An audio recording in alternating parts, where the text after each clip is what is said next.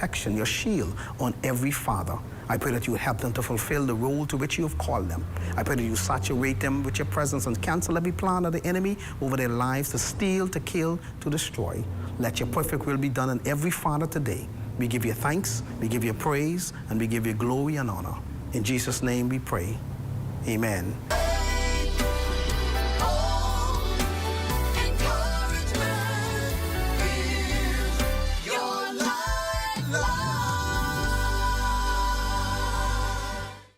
At the Lyndon Bindling International Airport, I'm Corvell Pyfrom.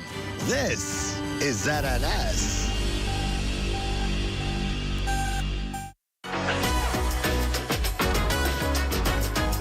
It's What's Trending with Jimenita Swain and the Bahama Beauty. At the Broadcasting Corporation of the Bahamas from Studio A. It all starts right now.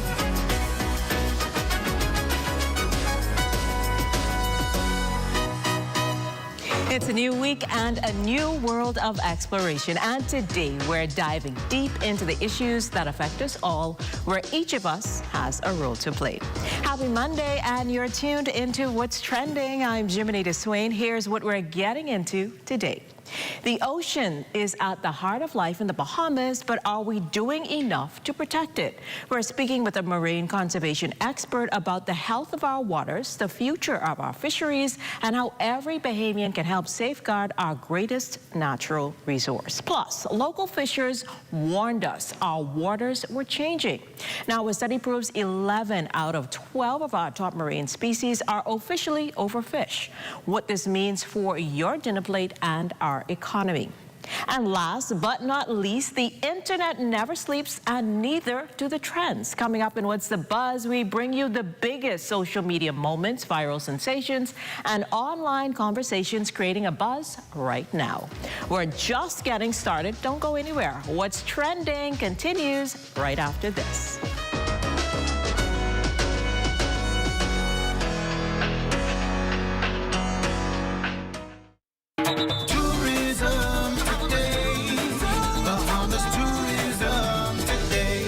Manager Delano Bethel showed us some of the unique experiences that await at Great Cliff Chocolatier and Cigar Factory. When you come to Great Cliff Cigar Factory, you get premium good cigars.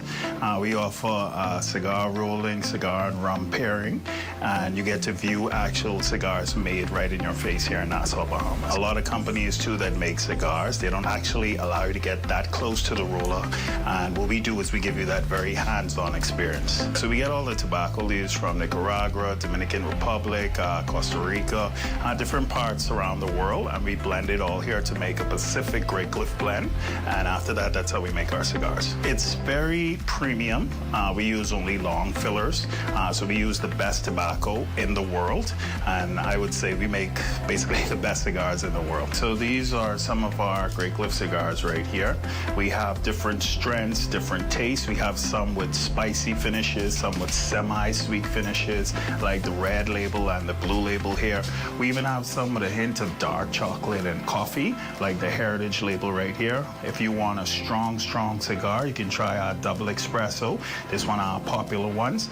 And then we also have the purple label, which is the most popular cigar at Great Cliff. It's the Grand Cru, and this one is a mix of different tobacco as well. It's a creamy finished cigar, very smooth, medium strength. So we let you try different rums here from the island in the Bahamas, and we pair it with cigar rolling too as well. You can sit down, roll your cigar, then have rum pairing as well. Also, we pair it with our chocolates too, our Great Cliff chocolates. For more tourism updates, visit Tourism Today or Bahamas.com. I'm Michael Miller, and this is Tourism Today.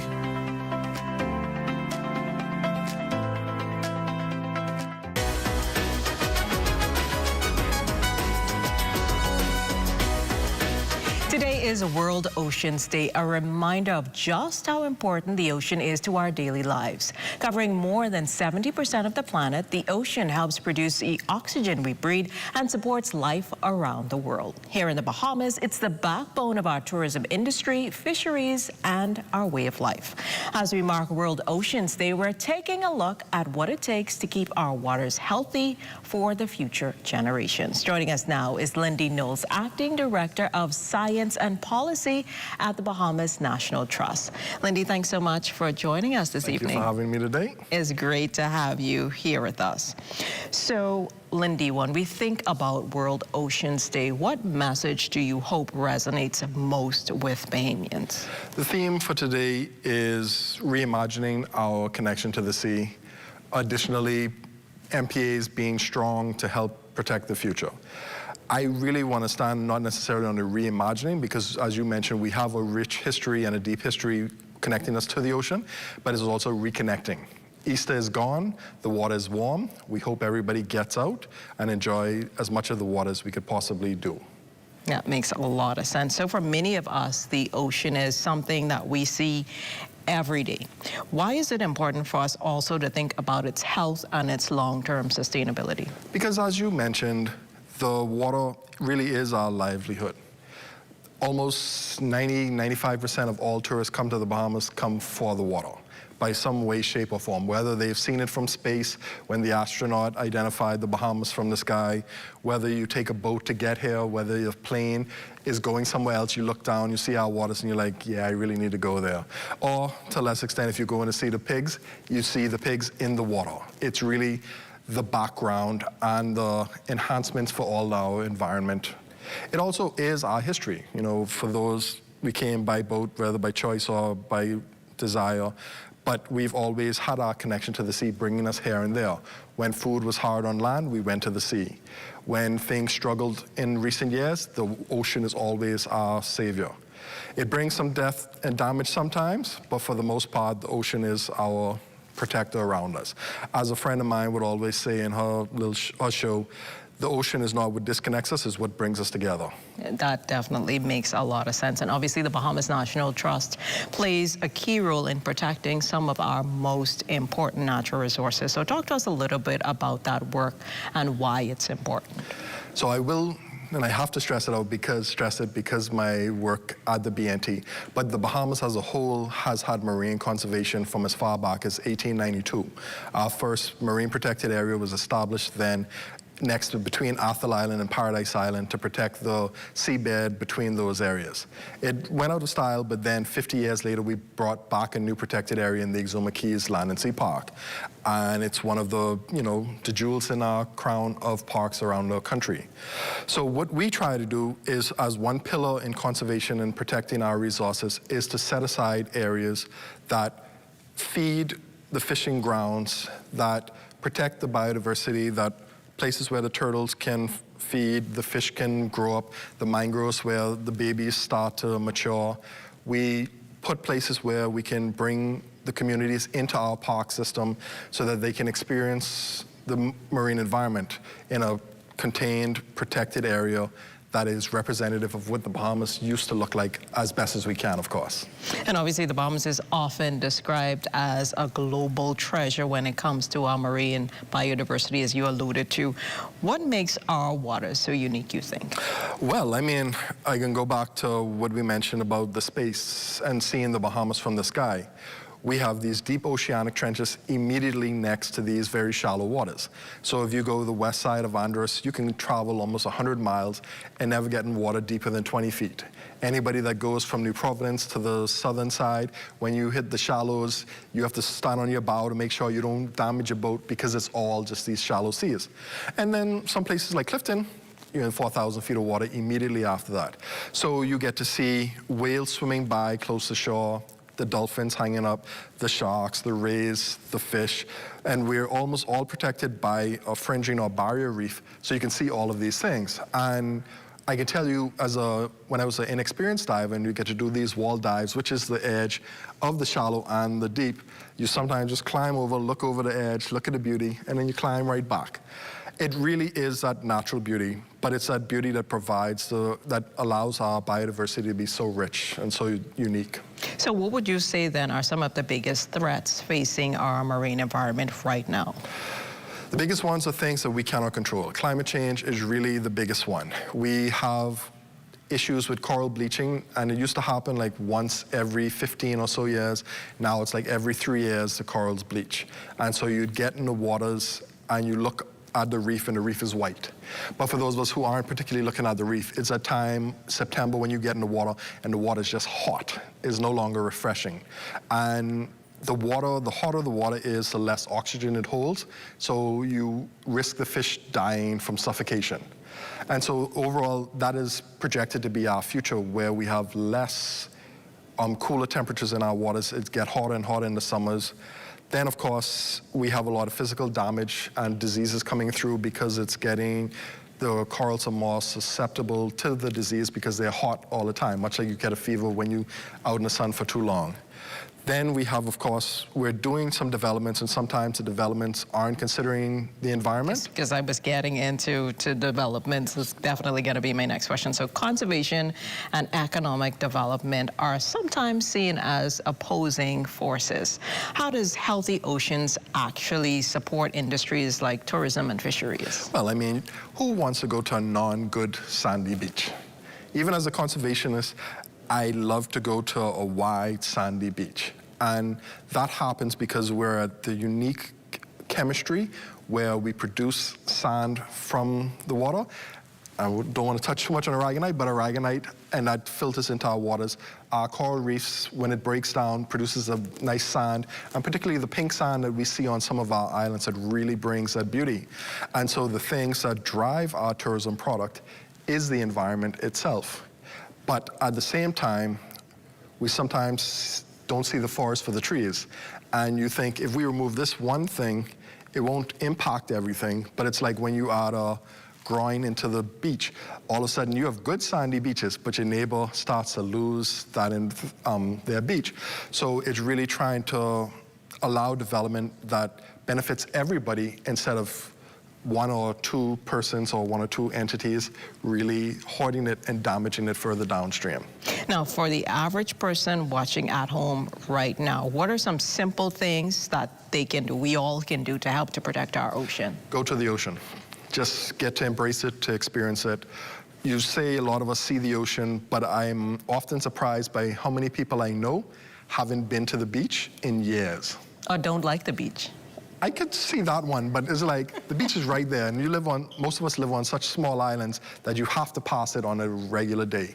So I'd say go to the beach. Of course, get involved with activities taking place in the ocean, whether try snorkeling for first time, learning to swim if you don't know how to swim. Scuba diving is great, but it could be a bit pricey for some people. Visit a mangrove. Go to Bonefish Pond National Park, become a member of BNT and all the membership-based organizations. And get it together.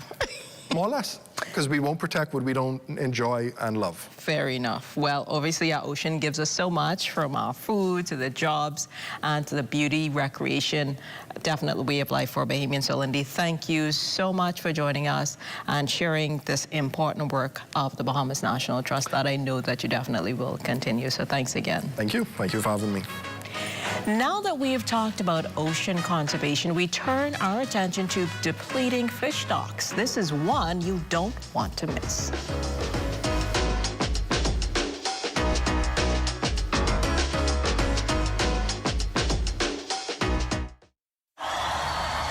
Heaven, I'm in heaven, and my heart beats so that I can hardly speak.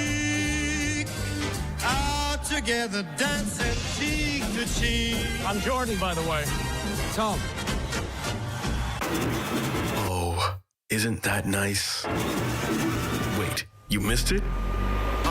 You haven't been on the website. Here's how TDC can help you. Whether you're turning your home into a vacation rental, pitching a business idea, or growing what you've already started, the TDC is here to help. Visit tdcbahamas.com for every conversation, event, grant, and opportunity happening near you. Tourism is all of our business, and the TDC is here to support yours. Big sandwich? I really like the honey mustard sauce. And then like the crispy bacon on it as well. Oh, it's pepper jack cheese. I love the spice. I love the crunch. I love the original sandwich, but just that simple addition of bacon was like over the top. The chicken is really good. I like it. I like it a lot. I rate this a 10 out of 10. I'd eat this again. Love that chicken from Popeyes.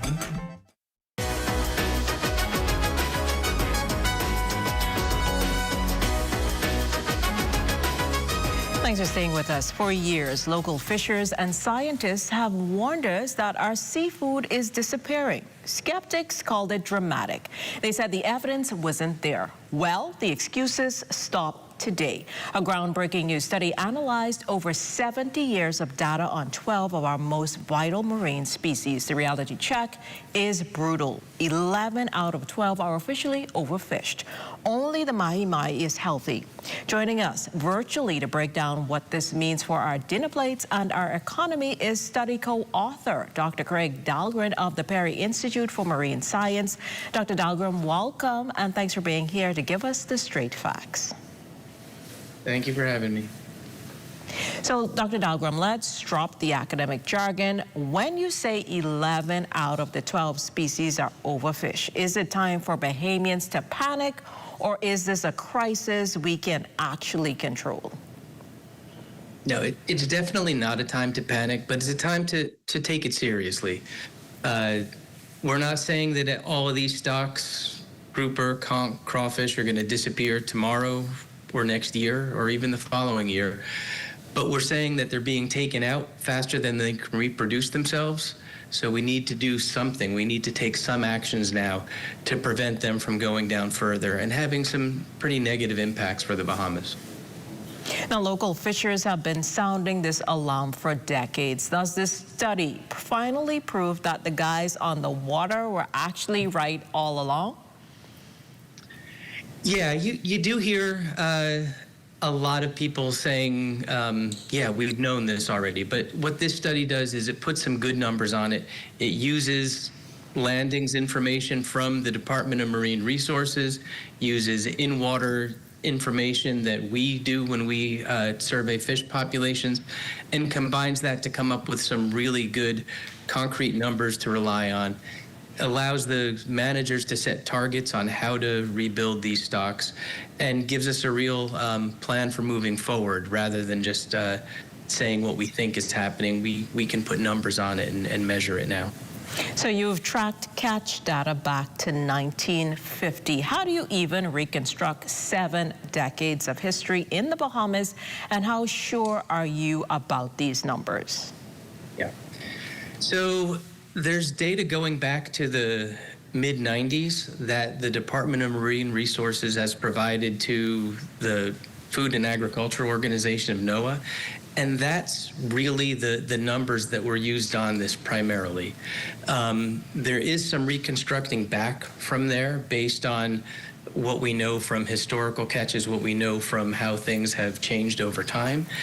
And then we're using the in-water data that Perry Institute's been collecting, and I've been collecting for the past 30 years or so, to provide a reality check, to ground truth that, and to see, is this really what the numbers are saying when we look at the fish themselves. And using all those different data sets together, we can combine with a pretty good approximation of what's happening. It's not perfect, but it's really the best available science now. And the findings are pretty robust. In other words, they're findings that we see. It doesn't matter if we get a little bit off here and there. It's still moving in this direction. We know this, and we know what we need to do to change course at this point.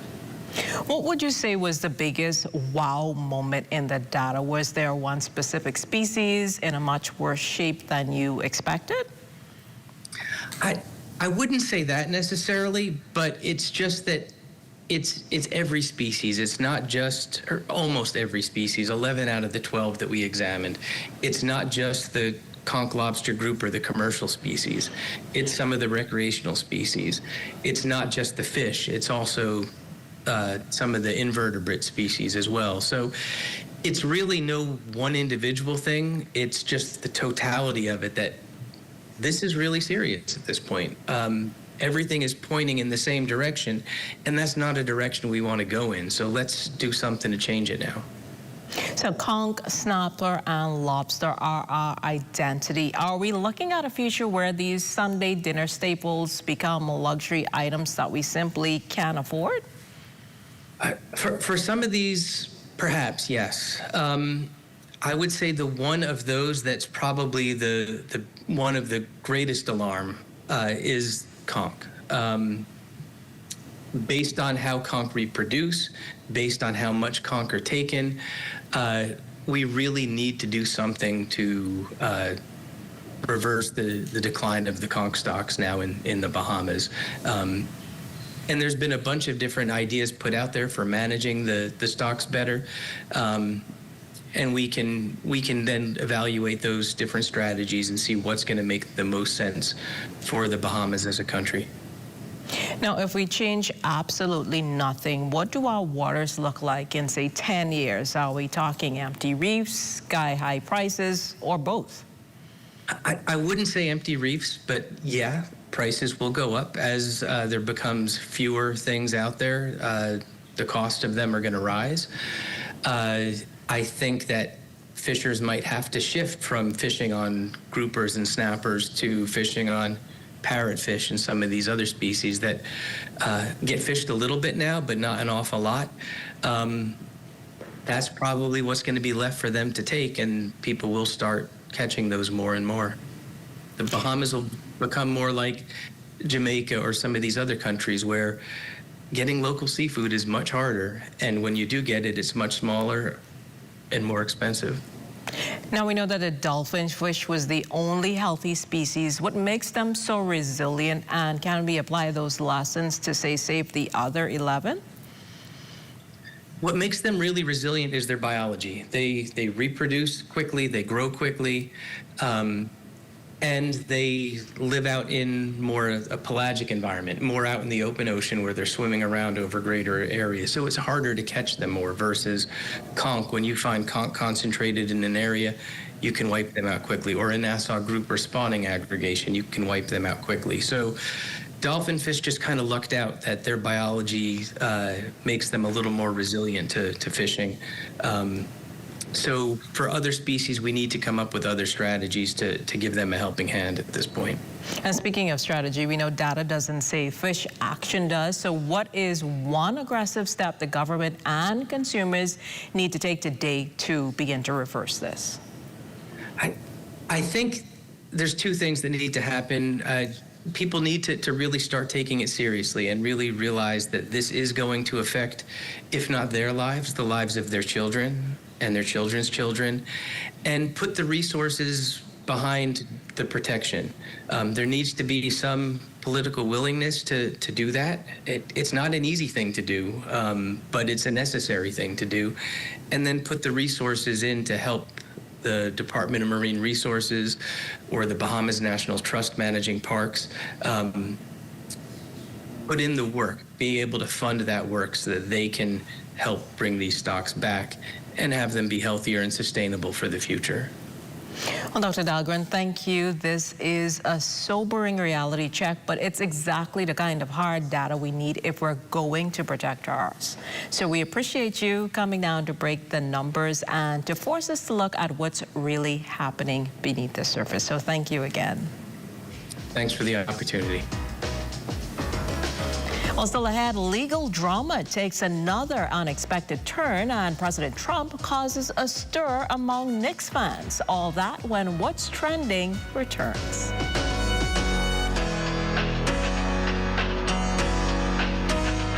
Hi. Hello? Hey, girl.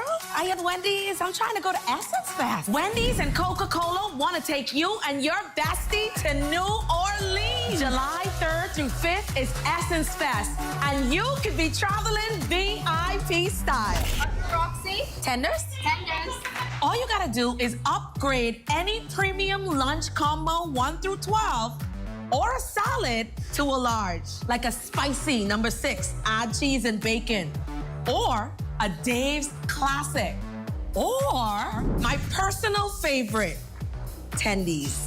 This will now serve as your final boarding call for Flight 735, service into Essence Fest. Boarding now. Nola! We coming back?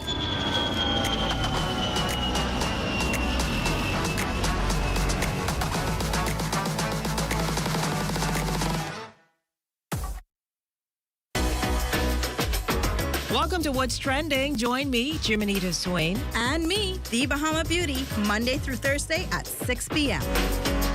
Only on the ZNS Network.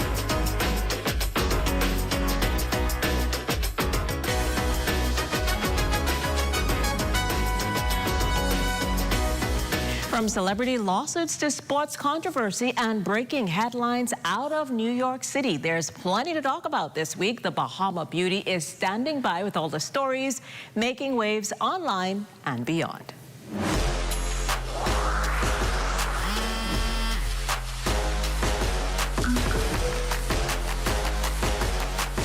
I'm The Bahama Beauty, and here's what's the buzz for this week. Just when you thought the Diddy saga couldn't get any more complicated, another lawsuit has entered the chat. A former male escort who claims he participated in Diddy's infamous freak-off parties is now suing Cassie Ventura, alleging that he, not Cassie, was actually one of the victims in the situation. According to the lawsuit, the man claims he was manipulated, exploited, and psychologically affected by his involvement in the encounters. He argues that while public attention has largely focused on Cassie's allegations against Diddy, his own experience has been overlooked. Now, Cassie has not publicly responded to the lawsuit, and these remain allegations that have yet to be proven in court. But one thing is certain, every time you think the Diddy story has reached its final chapter, somebody flips the page and reveals another one. Politics and basketball collide in the most New York way possible. The New York Knicks are hosting Game 3 of the NBA Finals, and thousands of fans were hoping to gather outside Madison Square Garden to watch the action on the giant screen. But there's just one little problem.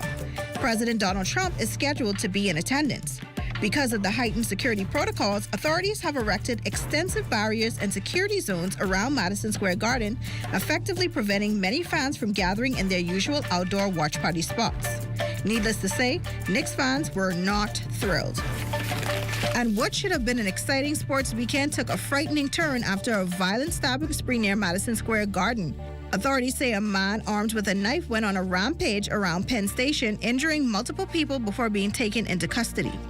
The incident happened just blocks away from one of the city's busiest entertainment districts and near locations connected to several high-profile events taking place this week. Thankfully, first responders acted quickly, and investigators say there is currently no ongoing threat to the public.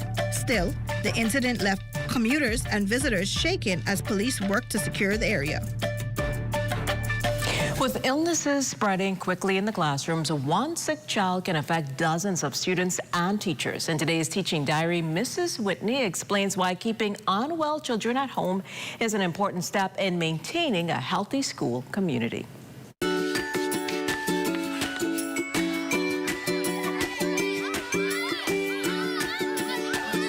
If your child is not well, giving them medicine and then sending them to school is probably not the best idea. If the night before your child complains of some headache, they have some fever, vomiting, or diarrhea, giving them medicine in the morning and then sending them to school is definitely not recommended. Two things will happen. One, your child's teacher is going to call you to come right back and collect them. Or two, if your child has some coughing or sneezing and they're not practicing good hygiene etiquette, more than likely the other children may end up becoming ill also. So parents, yes, give them the medicine, but keep them at home. And you give them some tender love and care.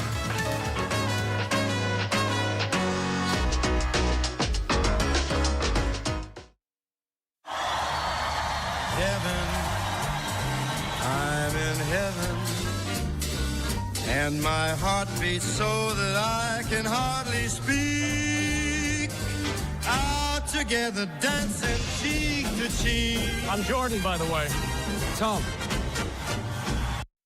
Behind every strong economy is a bold entrepreneur, and we're here to support them, island by island. On Eleuthera, we've helped 122 entrepreneurs turn their dreams into thriving businesses. Through over $3 million in approved funding, the SBDC is strengthening Eleuthera's economy by investing in its leading sectors: tourism, food and beverage, and agriculture. No matter the island, every business we support strengthens the economy, starting with yours.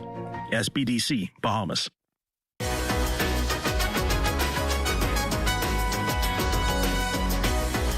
This Tuesday, get ready for a journey across the continents and cultures as we explore what it takes to visit all 7 wonders of the world and how the experience can change your perspective forever. And that's a wrap on What's Trending. Thanks for watching. Follow us on Instagram at What's Trending on ZNS, and we'll see you tomorrow at 6 p.m. Until then, stay connected, everyone.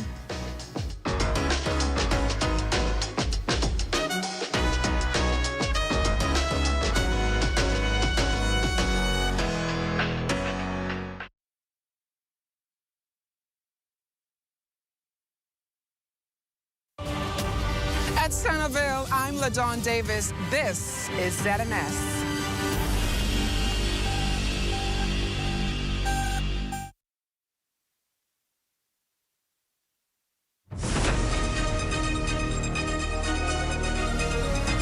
This is the Bahamas Tonight, the Northern Edition. Here's a look at tonight's top stories. Government officials defending proposed changes to the public service pension system. Also, the new Minister of Education making his first official visit to Grand Bahama. And a 44-year-old businessman fatally shot over the weekend. The Bahamas Tonight Northern Edition starts now.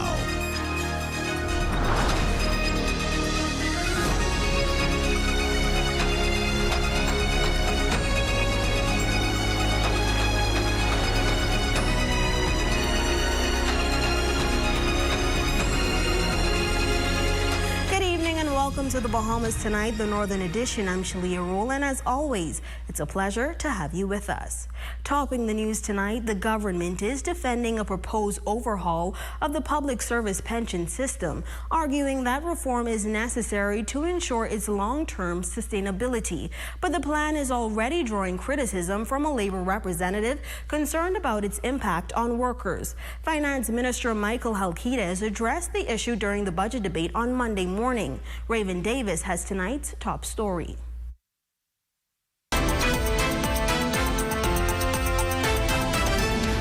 Public servants could see changes to how their pensions are funded under a proposed contributory scheme being advanced by the government. Finance Minister, the Honorable Michael Halkides, told the House of Assembly Monday morning that the reform is nothing new, but it's necessary to keep the fund sustainable. Pension liabilities and obligations to retirees are projected to rise to $4.1 billion by 2032.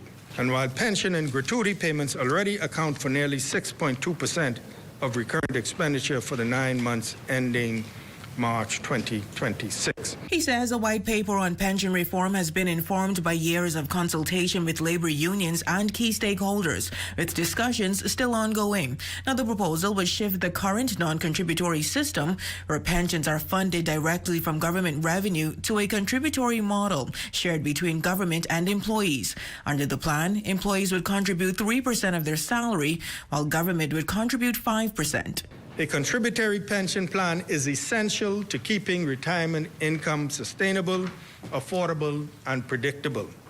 It strengthens long-term security for workers, reduces the risk of poverty in old age, and creates a more responsible framework for meeting retirement obligations in a changing economy. The proposal is already drawing pushback from Bahamas Public Services Union leader Kingsley Ferguson, who raised concerns about the changes, particularly for newer public officers. Still, Halkides says the reform is needed to ease long-term fiscal pressure. A more sustainable pension structure frees resources for priorities that matter most to Bahamians, including healthcare, education, security, infrastructure, and other essential public services. The government says the plan is also aimed at strengthening retirement security and building a more sustainable pension system for future generations. For the Bahamas Tonight, the Northern Edition, I'm Raven Davis.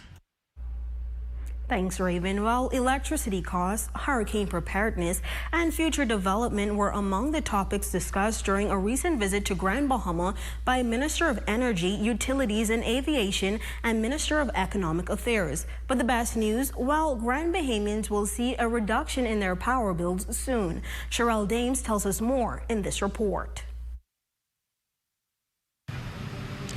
Well, it's been a cry of Grand Bahamians for decades, the high cost of electricity and its impact on residents and businesses. The Minister of Energy, Utilities and Aviation, Honorable JoBeth Colby-Davis, expressing excitement as the long-promised rate adjustment is now on the verge of becoming a reality for consumers. Minister Colby-Davis says Grand Bahama residents could be seeing lower electricity costs as early as this week.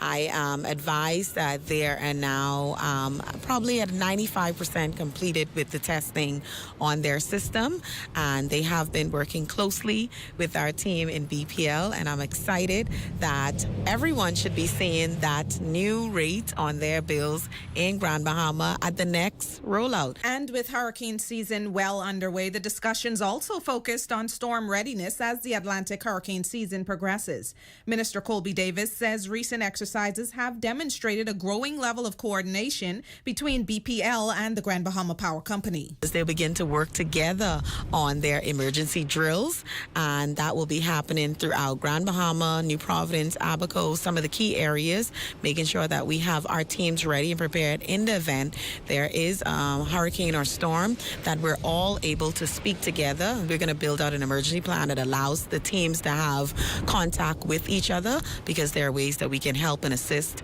many others across our islands. Also in attendance at the leadership meetings, Minister of Economic Affairs, Senator the Honorable Jerome Fitzgerald, who says there is a great potential in Grand Bahama for the projects already underway. And we see great potential for Grand Bahama with the projects that we know are on the pipeline, in the pipeline. And so we just want to ensure that Grand Bahama has the from an energy standpoint, the stability, we invest in the infrastructure that's needed there, and that we have reliable energy in Grand Bahama. The economics minister says recent decisions by the government reflect a broader strategy designed to strengthen critical services while creating conditions for future expansion. And as I said, from the government standpoint, we are committed to Grand Bahama, and we're going to put the resources that are necessary. And you see, we started with the purchase of the Grand Bahama Power Company. Again, that was a piece of the puzzle for us, ensuring that Grand Bahamians understand that we are committed as a government to the development of Grand Bahama. And the two areas, of course, electricity and modern state-of-the-art airport that can serve as a community and help it to grow. For the Bahamas Tonight, the Northern Edition, I'm Sherelle Dames. The new Minister of Education, I. Chester Cooper, making a visit to the Beacon School on Grand Bahama this past Thursday, reaffirming the government's commitment to inclusive education. Our Charlia Jones was there. The Minister of Education made this proclamation at his first official visit here at the Beacon School. Now, the minister met with teachers, staff, and students discussing the needs and challenges of the school, while noting that what he saw here impressed him greatly. What I saw here today, from the creation of crafts to the sporting facility to T-shirts, there's a nice little craft shop. There's a restaurant serving with a healthy menu, car wash. I truly didn't know the Beacon School existed in this form. During the visit, the school also received a boost for its agriculture program. Cooper presenting a $2,500 check on behalf of the Ministry of Agriculture and Marine Resources to develop the school's garden. The presentation of funds was from the Ministry of Agriculture and Marine Resources, $2,500. I was delighted to make that contribution on behalf of my colleague, Minister Jomo Campbell. I understand that there is more where that came from. There are going to be a donation of chickens beginning in September. I was able to see a beautiful farm out back where they are actually growing herbs and tomatoes, and there's a chicken coop ready for occupancy. School principal also noting donations like these will aid in the advancement of catering to special needs students. Listen, the Beacon schools are elated that they came here to visit the school to find out what our challenges are and how they can assist us. We are really excited and happy, and we look forward to seeing the changes and getting the assistance that we need to help our students with special needs. How many students are here? The minister says visits like this will continue as the ministry works to ensure all schools across the island have the resources they need. For the Bahamas Tonight, the Northern Edition, I'm Charlia Jones. Now on to some sad news. He was known as a devoted father, a successful businessman, and a gentle giant who touched the lives of many in Grand Bahama. Now the family of Stafford Ferguson is speaking out following his brutal murder this past weekend. Here's that report. To me, it was like I was going through a bad dream. Like I wanted to get home, go to sleep, and wake up. Stafford Ferguson, the island's latest murder victim, was many things to those who knew him. A father, brother, uncle, friend, and businessman. Now his family is left grieving the loss of the 44-year-old who has become Grand Bahama's latest murder victim. His brother, Cambrell Ferguson, described Stafford as a gentle giant, a man who always looked out for the positive in every situation and whose presence touched countless lives throughout the community. Behind him, he leaves 4 children and a family struggling to come to terms with his sudden death. He left a 4-year-old behind. So a baby, so it's tough to try to explain to her what's going on. According to police, shortly after 10 p.m. on Friday, June 5th, officers responded to reports of a shooting in the Hunters area near a business establishment. Upon arrival, they discovered a 44-year-old man lying beside a burgundy Chevrolet Impala, suffering from gunshot wounds to his left abdomen and left arm. But before help arrived, the family says one individual stayed by Stafford's side, praying with him until he lost consciousness. Walk in this car, and they hit him with 2 shots, and they came back and emptied the whole clip on him. And that night, it was a young lady who was there who was holding him and praying with him. She get him to say things that we couldn't get him to say alive. He called on Jesus' name. So, that was touching. Despite the efforts of medical staff, Ferguson succumbed to his injuries at 11:35 p.m. while receiving treatment at the hospital. His brother says that in the months leading up to his death, the two were able to spend quality time together, creating memories that he now holds close as he navigates the pain of his loss. What's so amazing is we spent for the last 2 months, we saw each other every day. We spent time together, and I was like, wow, I didn't know I was spending that much time with my brother for a reason. As police continue their investigation, questions remain about what led to the deadly shooting. His brother says he believes there's more to the story than what has been circulating. Now 2 men are in police custody assisting with the investigation as it continues. The latest incident is the 5th murder on Grand Bahama for the year.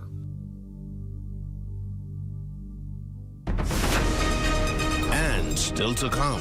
Labor Day unity on display over the holiday. We have the highlights. That story, sports, and more when we come back.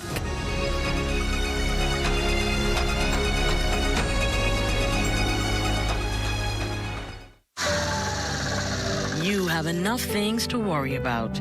Living in a world that can seem opposite of the things you are trying to accomplish. I can need a little help with this one, sis. We're here to let you know that you don't have to go at it alone. Choose peace of mind. Choose comfort.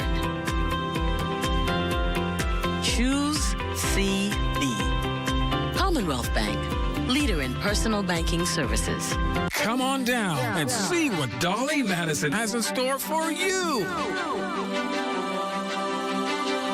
Renovate and rejuvenate at Dolly Madison. KMW Battery and Tires has great deals on quality motor oils, starting as low as $5.50. Keep your engine running right for less. Call 351-2595 or visit today for service you can trust. Celebrate Mom at Marianne's Restaurant and Lounge Mother's Day Buffet. Sunday, May 10th from 11 a.m. to 4 p.m. A variety of delicious dishes for just $40 for adults, $20 for kids. Call 602-6969 or 813-6969 to reserve. It's all about fathers at Esquire Men's Freeport with 15 to 20% off store-wide and selected items at 50% off from June 1st to June 20th. Find the perfect gift for dad at Esquire, the best of menswear. Call them at 352-8816. Save More Drugs. We got you. From cosmetics to prosthetics, what you need for your family, the brands you're looking for, the quality you expect, the prices you need and deserve. Feel the love. Save more at Save More Drugs. Here at Freeport Decorators, we have hundreds of products for you to choose from. Whether you're in the market for trophies, plaques, rubber stamps, corporate signs, any kind of interior signage, stamps, or seals, we're your one-stop shop. We feature glass, acrylic, crystal awards for every occasion. We build all the trophies here on site. Looking for a gift item? We feature pens, key rings, mugs, tumblers, barbecue tools, even bamboo cutting boards. Have something already? Bring it on down. Let us see if we can print that special something on it for you. Need a headstone? Memorialize the memory of your loved one with a beautifully lasered granite marker. Our store hours are Monday to Friday, 9 to 5. We focus on customization. So if you have an idea or a new concept, bring it on down or call us at 352-5557 or even WhatsApp your idea to us at 646-0777 and we will do our best to make your awards and recognition ideas a reality.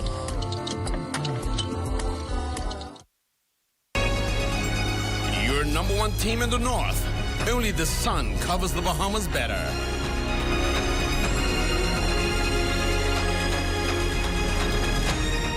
Welcome back. The Fresh Start program occupying the spotlight at the Pelican Bay Hotel. This is 19 young men and women gracefully accepting certification in various job disciplines ranging from business to carpentry and even in the medical field. We spoke with graduates Tamia Clark and Roxanne Thompson, who says the program was a worthwhile investment.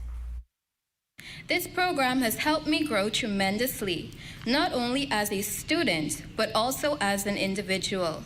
I now feel more confident in my abilities as a phlebotomy student and better prepared to pursue opportunities in the healthcare field. Resources were invested to make this program a reality, and each participant made sacrifices of their own, whether it was time, comfort, or overcoming personal challenges. Some of us were motivated by our own dreams, while others were encouraged by people who believed we could achieve more. And bestowing words of encouragement to the 2026 cohort is head of the Division of Youth within the ministry, Sandia Neely. She reminds the students of community staples who possess the same will and drive to achieve their dreams, just like the pupil themselves. The same power that Yolette McPhee McEwen has, who spoke so well at UB's graduation, the same power that Buddy Hield has, the same power that kept our PS in the public service for 37 long years, that same power, it is not exclusive. The same power that kept Mistress Spence when she went through some very dark days last year is the same power that is keeping each of you and that you all have access to. Solidarity and unity laid at the forefront as government, union, and labor officials proudly walked in stride through the streets of Grand Bahama to commemorate the annual Sir Randall Fox Labor Day March. Our Matthew Martin Barrow shares more in this report. Union members from across Grand Bahama took to the streets Friday as part of the annual Sir Randall Fox Labor Day March. Participants gathered at Independence Park before making their way through the streets in a show of solidarity and appreciation for the contribution of workers throughout the Bahamas.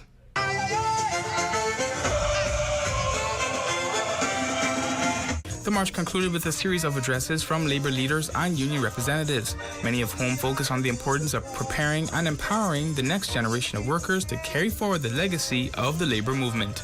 We do not need division between generations. We need partnership. I believe our future workplace, it is in good standing, but it is very shaky. We as men, we're going to have to do better. We're going to have to stand strong. We're going to have to stand together. If you look around at all these people out here, how much of them you think younger than 35? But all of them fight in this labor movement. A movement that embraces innovation while staying true to its core mission, protecting the dignity, rights, and well-being of workers. A generation finds its strength when its elders share their wisdom, but a nation finds its future when it is listened to its youth. Also delivering remarks were Deputy Prime Minister and Minister of Education, the Honourable I. Chester Cooper, Minister of Foreign Affairs and Immigration, the Honourable Fred Mitchell, and Free National Movement Vice Chairman David Thompson.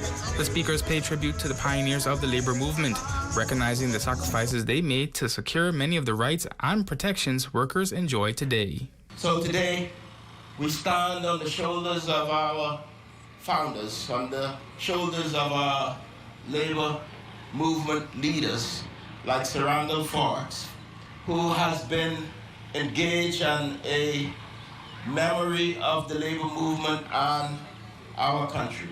There's a saying that the late Frederick Douglass used to say, power concedes nothing without a demand. So if you want power, you better take it. Let us look at our history. Let us learn and appreciate our past. Whether they have dedicated decades of service to our nation or just beginning their professional journey, Labor Day serves as a celebration of the hard work, sacrifice, and commitment of workers across the Bahamas. It is also a reminder of the important role unions and labor leaders continue to play in advocating for a stronger future for all Bahamians. For the Bahamas Tonight, the Northern Edition, I'm Matthew Martinburg. With today marking World Oceans Day, a global recognition highlighting the vital role oceans play in sustaining life on our planet, Prime Minister Davis has declared June 2nd to 8th as a National Ocean Protection Week. Here in Grand Bahama, the Ministry of Tourism is marking the day with a sunset beach cleanup at Xanadu Beach to drive that message home. The Sustainable Tourism Department is partnering with Bahamas National Trust and Waterkeepers Bahamas for this initiative. We are endeavoring to position our island as the poster child for sustainable activity and sustainable development for the entire Bahamas. We want to be the example for other islands in our country to look at and see, what can be done in terms of sustainable practices. After our holidays, we've seen a large number of trash on our beaches, and it just seems that persons are utilizing the space. They're obviously enjoying the beautiful waters that God has blessed us with, and the beautiful beaches that God has blessed us with, but for some reason, they are of the mindset that they can just leave their garbage and their trash along the beach.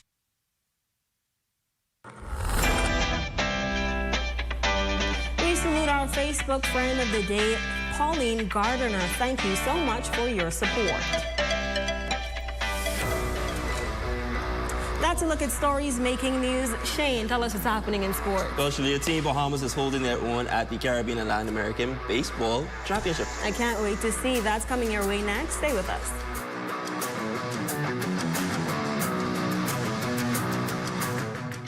See news in the making? Call us at 352-9713 or 359-5167, or you can email us at ZNS3news@gmail.com. Journey to a serene oasis.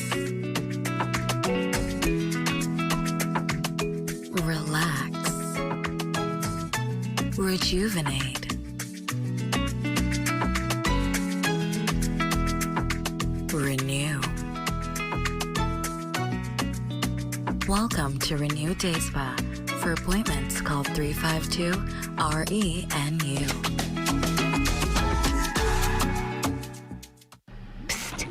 Guess what? Budget Pest Control has something important to show you. Coctoderma's former Salmus, the super termite. What makes them super? Their ferocious appetite can attack your home from below and above. They even attack forestry. But don't worry. Budget Pest Control has extensively studied this species on Grand Bahama. You can even check out our scientific paper. So you can count on us to protect your investment. Call Budget Pest Control, the termite specialist. Come and visit us at Shop Smart, 'cause everything is here. Yes, we have it all for you. Toys, clothing, office supplies, appliances, custom cut blinds, bedding, drapes, and rugs. Come and visit us on Mackey Street, 2 blocks down from Wolf Road. Call us at 698-1052. Shop Smart, at Shop Smart, at Shop Smart. Oh, everything is here. Save more drugs, from cosmetics to prosthetics. What you need for your family, the brands you're looking for, the quality you expect, vitamins you need, and prescriptions you came for. Feel the love. Save more at Save More Drugs.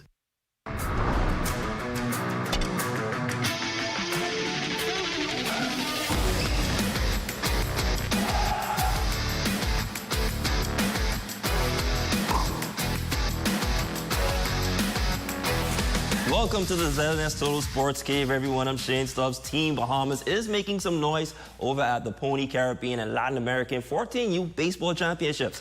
Now, we tapped in with team manager Donovan Cox, who says the team's play has elevated to another level. So far, the team, we have a 2-1 record.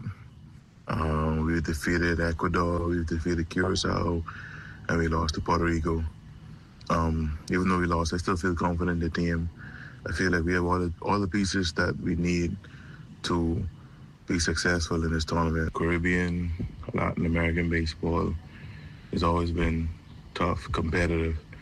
It's been an eye opener for the boys, being able to see a different level of baseball at a young age, which can really help improve their game and better their baseball career for the future. Once the boys come out ready mentally, we should be good to go. Bahamas Champs open tournament play at the Andre Rogers Stadium in New Providence with a dominant 12-0 shutout win over Ecuador. They had suffered a tough 13-3 loss versus Puerto Rico on day 2 and bounced back Sunday evening with an 11-5 dub over Curacao. Bahamas Champs will be back on the diamond tonight at 7:30 versus Venezuela. And summer is almost here, and the Bahamas Basketball Federation is looking to turn up the heat even more at the 2026 FIBA World Cup qualifiers in July. The Federation released the 24 names listed to its preliminary roster Monday morning, featuring the likes of NBA guard Shavano Buddy Hield and VJ Edgecombe. Also on the list is Franco Miller Jr., Kentuan Smith, Ramad Dean, and Travis Munnings. NBA center DeAndre Ayton is also expected to suit up along with Dominic Bridgewater, Kai Jones, and Donovan Freeman, and more. The players will report to training camp June 26th, where the official roster will be finalized following. Team Bahamas has 2 games at home at the Kendall Isaacs Gymnasium, July 3rd and the 6th, where they'll take on Jamaica and Puerto Rico. Out in Burmese softball, the ladies of the Grace Christian Eagles are back-to-back champions of the Anita Doherty Nico Grand Softball League. They defeated the Freeport Permian Conquerors 2-0. Ariana Roll pitched the game of her life thus far with 14 strikeouts, along with 1 base hit and 1 run scored. A resume fitting for most valuable player. And that's my time, everyone. But your local forecast is next. I'm Shane Stubbs, and like Pablo Picasso said, action is the foundational key to success. Tonight's weather forecast is brought to you by Royal Star Assurance. 'Cause it's so beautiful.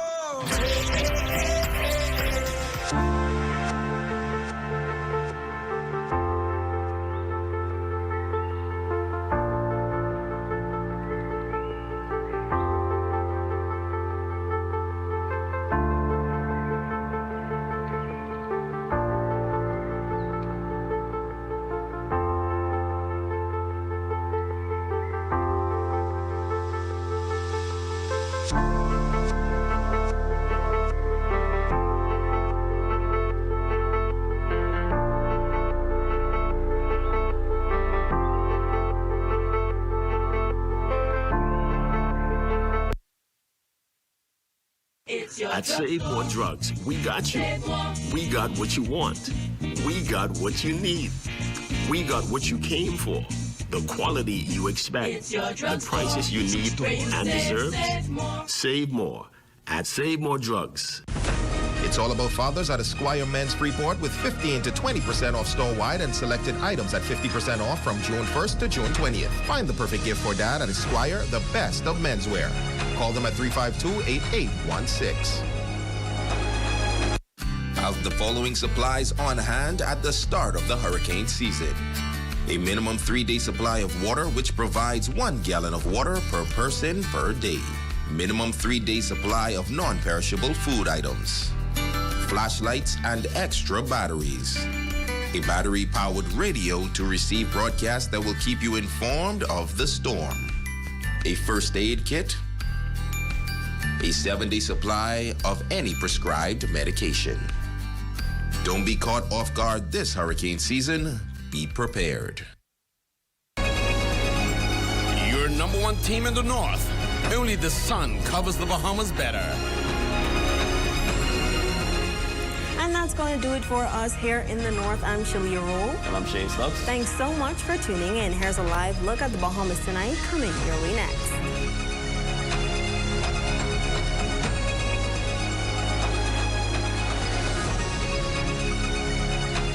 Coming up in the Bahamas tonight, here on what basis the Prime Minister is defending a key cabinet minister following increasing calls for his resignation. Plus, debate opens on the 2026-2027 budget, with the Minister of Finance detailing measures the government plans to pursue as part of its long-term national planning. And a team of senior police hit the ground hours after a 21-year-old man was shot and killed and 2 others wounded. The Bahamas tonight, the National Report starts now.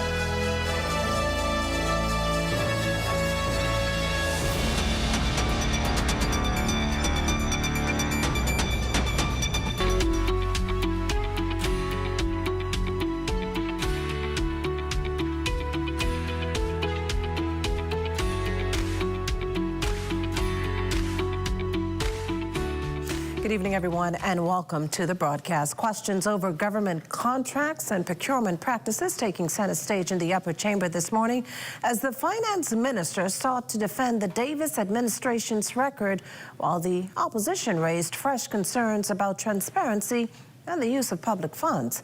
Our Leah Cooper leads us off tonight. Finance Minister the Honorable Michael Halkitis defended the government's public procurement process in the lower chamber on Monday, responding to criticism over the use of contract awards and claims that procurement rules are being misused or bypassed. Halkitis said procurement reform is an evolving process. It is also important to recognize, Madam Speaker, that strengthening procurement is not only about systems.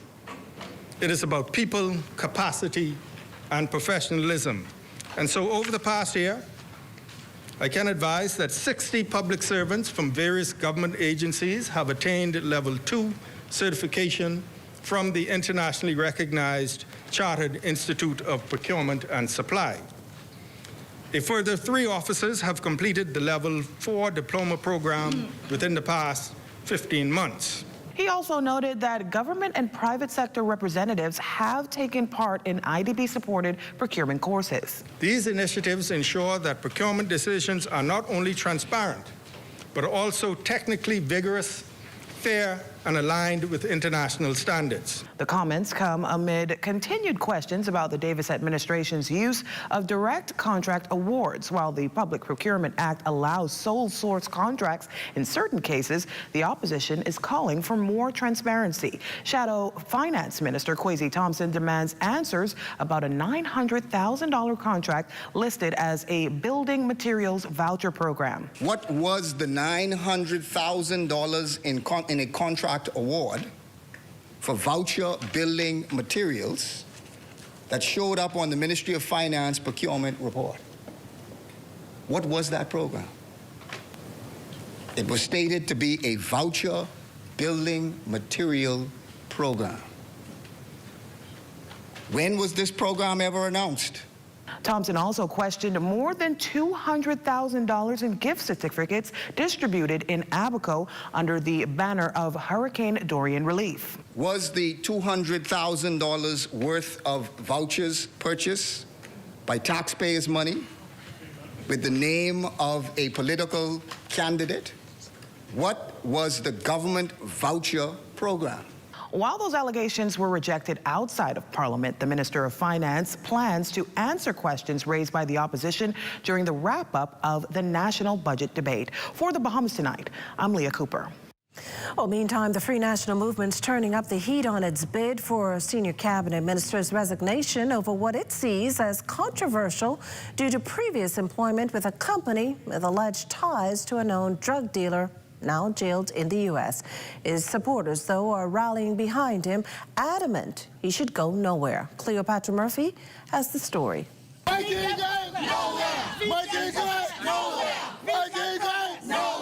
St. Barnabas constituents are standing firm behind their Member of Parliament's Minister of Finance, the Honourable Michael Alcides, amid continuous calls from the Free National Movement for his resignation over the former position he held at Top Notch Builders.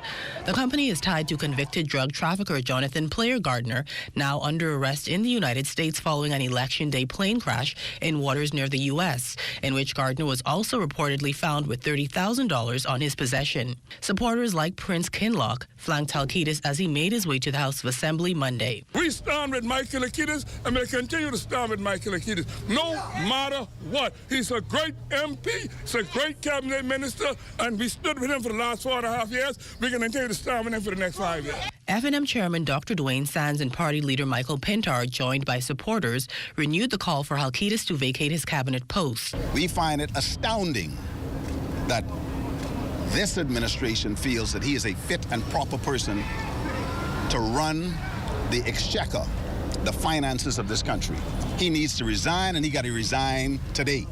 Alcides previously defended his role in the company, where he says he served as director, that position ending in 2021, also denying he was hired by Gardner. Pintard, however, is adamant there is a clear conflict of interest. He was a former member of Parliament for Golden Isles, where the company is resident, where the company is also doing a major project that was the subject of a lot of controversy, that is the housing project Renaissance. So certainly he knows who all the players are. Pintard also called for West Grand Bahama MP Kingsley Smith, who has been linked to the Election Day plane crash, to resign as questions continue to swirl over the identity of politician number one, arising in a U.S. indictment. Smith offered no comments, but Alcides is also getting support from a former PLP cabinet minister, Leslie Miller. Show me one thing he's done wrong. Show me. He's not a shareholder in the company. Never was a shareholder. He has done nothing wrong. He's an ethical man. Asked to weigh in on the calls for him to resign, Alcides offered this response. I addressed that issue on my press conference on the 28th of May. I have nothing else to add to that. Everything is in the public domain. I'm just happy to go and open this debate this morning. For the Bahamas Tonight, I'm Cleopatra Murphy. Now, Prime Minister the Honourable Philip Davis has remained quiet on the issue, even as calls from the opposition for Minister Alcides' sacking have ramped up. However, in Parliament this afternoon, the Prime Minister broke his silence, making it clear that as far as he's concerned, his finance minister is going nowhere. As the person who appointed him, that having this matter having arisen, I am satisfied. Whether any on the other side may be or otherwise, I am satisfied as the person whose cabinet he sits, that there's nothing, neither immoral, unethical, or otherwise illegal about the conduct of which they complain. The Prime Minister went on to accuse the F&M of manufacturing the issue and maintained he and his government have no intentions of playing along. He did, however, concede that the matter itself be turned over to the House's Committee of Privilege. This is a matter of controversy that was created by them, to which they want a response from us. We're not going to respond to it. I just want in this Parliament, that the matter be put to the Privilege Committee in the context that if the member is found wanting, that he be dealt with under the rules of the House. Madam Speaker, we don't intend to allow ourselves to be distracted by the salacious and otherwise insidious innuendos raised by the members next opposite. Coming up, what's behind this past weekend's power cuts? You're watching the Bahamas Tonight. The National Report. There's more news in a moment.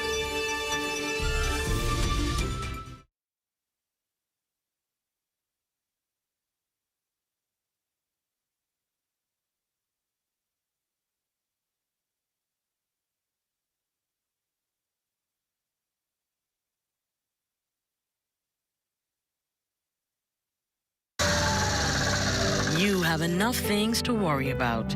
Living in a world that can seem opposite of the things you are trying to accomplish. I can need a little help with this one, sis. We're here to let you know that you don't have to go at it alone. Choose peace of mind. Choose comfort. Choose CB. Commonwealth Bank, leader in personal banking services. Ladies and gentlemen, distinguished guests, and everybody watching from Nassau.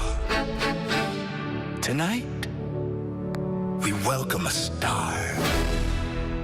So please join me in welcoming the barbecue rap star, star of the show! KFC, it's finger-licking good. Tasha, what you saying? Girl, right here, rushing to cash JS Johnson. I gotta renew my insurance. Oh, I with JSJ too, but I don't wait in line. I just pay online. Stop it. How you do that? Just email info@jsjohnson.com and say, sign me up for the online service center. They'll reach out and hook you up. You ain't never have to stand in line again. Amen to that. Save time. Pay online. Sign up for JS Johnson's online service center today. Insurance, peace of mind. Hi. Hello? Hey, girl. I at Wendy's. I'm trying to go to Essence Fest. Wendy's and Coca-Cola want to take you and your bestie to New Orleans. July 3rd through 5th is Essence Fest, and you could be traveling VIP style. Roxy? Tenders? Tenders. All you gotta do is upgrade any premium lunch combo 1 through 12 or a salad to a large, like a spicy number 6, add cheese and bacon, or a Dave's Classic, or my personal favorite, tendies. This will now serve as your final boarding call for Flight 735, service into Essence Fest. Boarding now. Nola! We coming back?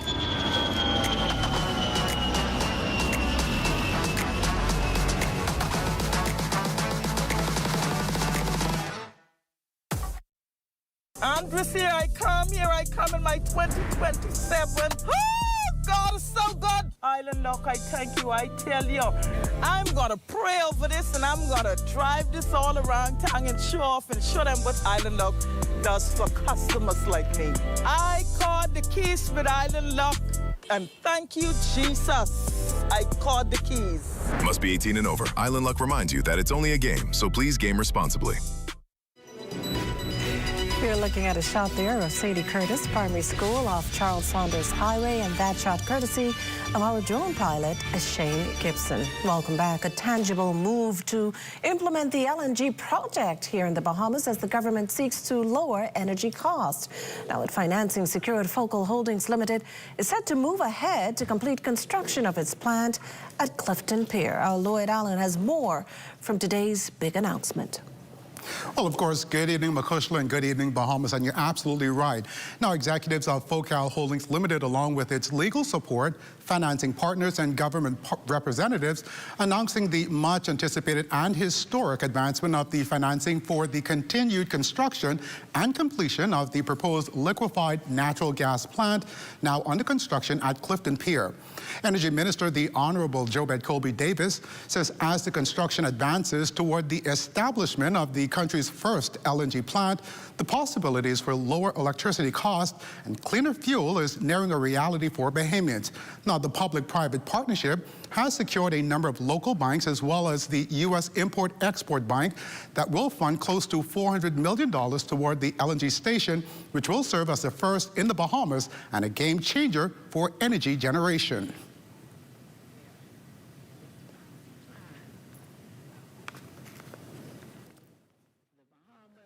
Connected up to Clifton and all of these great plans they thought of. And I just said, we got to get it done. This LNG transformation is one of the key aspects of the reform, because once we advance to that cleaner, more affordable fuel, once we make that advancement, there's no stopping our energy sector in this country on how much of the new technology that is existing in the world today that we've not tapped into. There's no stopping the possibilities of what BPL can further advance themselves into in this sector. Now, during that announcement, Chief Executive Officer for FOCAL, Dexter Adderley, also lauding the signing, which helps to bring to completion and construction for the LNG plant.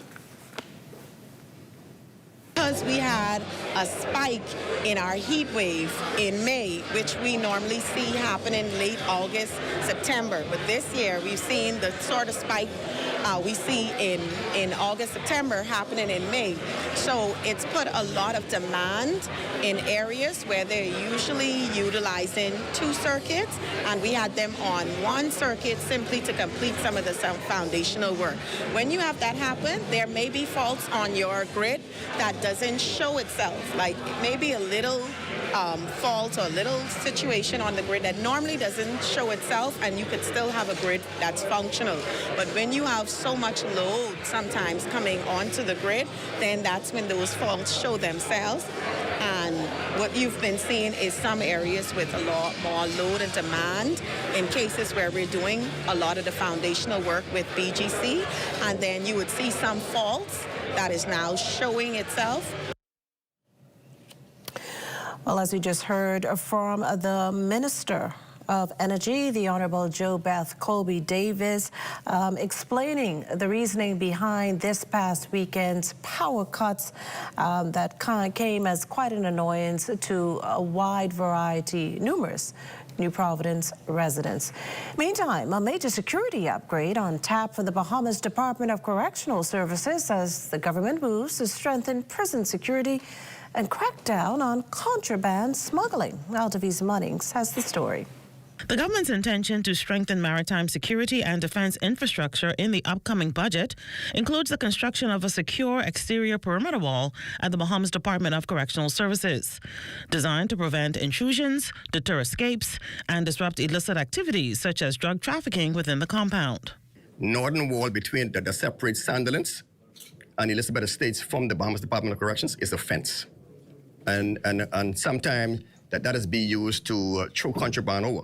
And according to Corrections Commissioner Don Clear, the construction of this 18-foot additional wall is crucial to sustaining the facility's security operations. The residency side of the Bahamas Department of Corrections is where persons were coming in at night to throw contraband, which is the Yamakura Road. We have since strengthened our security, and since doing so, we have arrested about 4 persons already, and we have shot 1. BDOC's officials will ensure that these security measures will be enforced on all levels. It is our view that to be rehabilitated, you have to be of a sound mind. And if persons keep on trying to smuggle drugs or sell phones to intimidate witnesses or to have persons kill on the outside, it is a big issue for us. So that's why, we have put all security measures in place to get this stopped. Now, quite recently, we have noticed now a few drones dropping, and we are now getting the necessary equipment to stop the drones. Commissioner Clare believes those drones are being used to transport illegal drugs and cell phones. The steel wall and security perimeter enhancements form a broader, multi-million-dollar modernization effort at the Bahamas Department of Corrections. For the Bahamas Tonight, I'm Altavi's Munnings. Well, senior police officers making themselves more visible in the Fort Charlotte constituency after a young man loses his life to gun violence and 2 others are wounded. West Calix Forbes tells us more. Longtime resident Altamise Richardson, who has lived in the Constitution Drive for decades, watched a young victim succumb to gun violence on Sunday. I heard not pow, pow, pow. I heard like 100 of them. That's what I heard. Still not knowing that was a gun. So sometimes I look out this window. When I look out this window, I see my oldest boy jump over he jumped over the car, all running over there. He ain't reached the gate. He come back running and say, call the police, call the police, call the police. Then we knew. When I went there, he was laying in his mother's In addition to the shooting death of the 21-year-old, 2 other males, 25 and 33, remain hospitalized. Chief Superintendent Pratt says residents have repeatedly called for a stronger police presence in the area. They want to see the police on foot patrol. They're seeing the mobile division passing in and out of the communities. And, we have stepped up our game. And that is the reason why, we follow the crime trend and we're moving into these communities more and more and more. Police are also warning the criminals as they expand their presence in neighborhoods across the country. No matter what it takes. If it's under a rock, we're going to move the rock. If it's under a car, we're going to jack the car up and we're going to get you. So to those persons who are wreaking havoc in those communities, watch for the police, watch the road, and watch us work. And with that commitment, the police are hoping residents will team up and help curb the criminal element in our society. For the Bahamas Tonight, I'm Wes Carlix Forbes. This portion of the news is brought to you by Folk Call Smart Pass, the smart way to pay at the pump. Oh, isn't that nice? Wait, you missed it? You haven't been on the website. Here's how TDC can help you. Whether you're turning your home into a vacation rental, pitching a business idea, or growing what you've already started, the TDC is here to help. Visit tdcbahamas.com for every conversation, event, grant, and opportunity happening near you. Tourism is all of our business, and the TDC is here to support yours.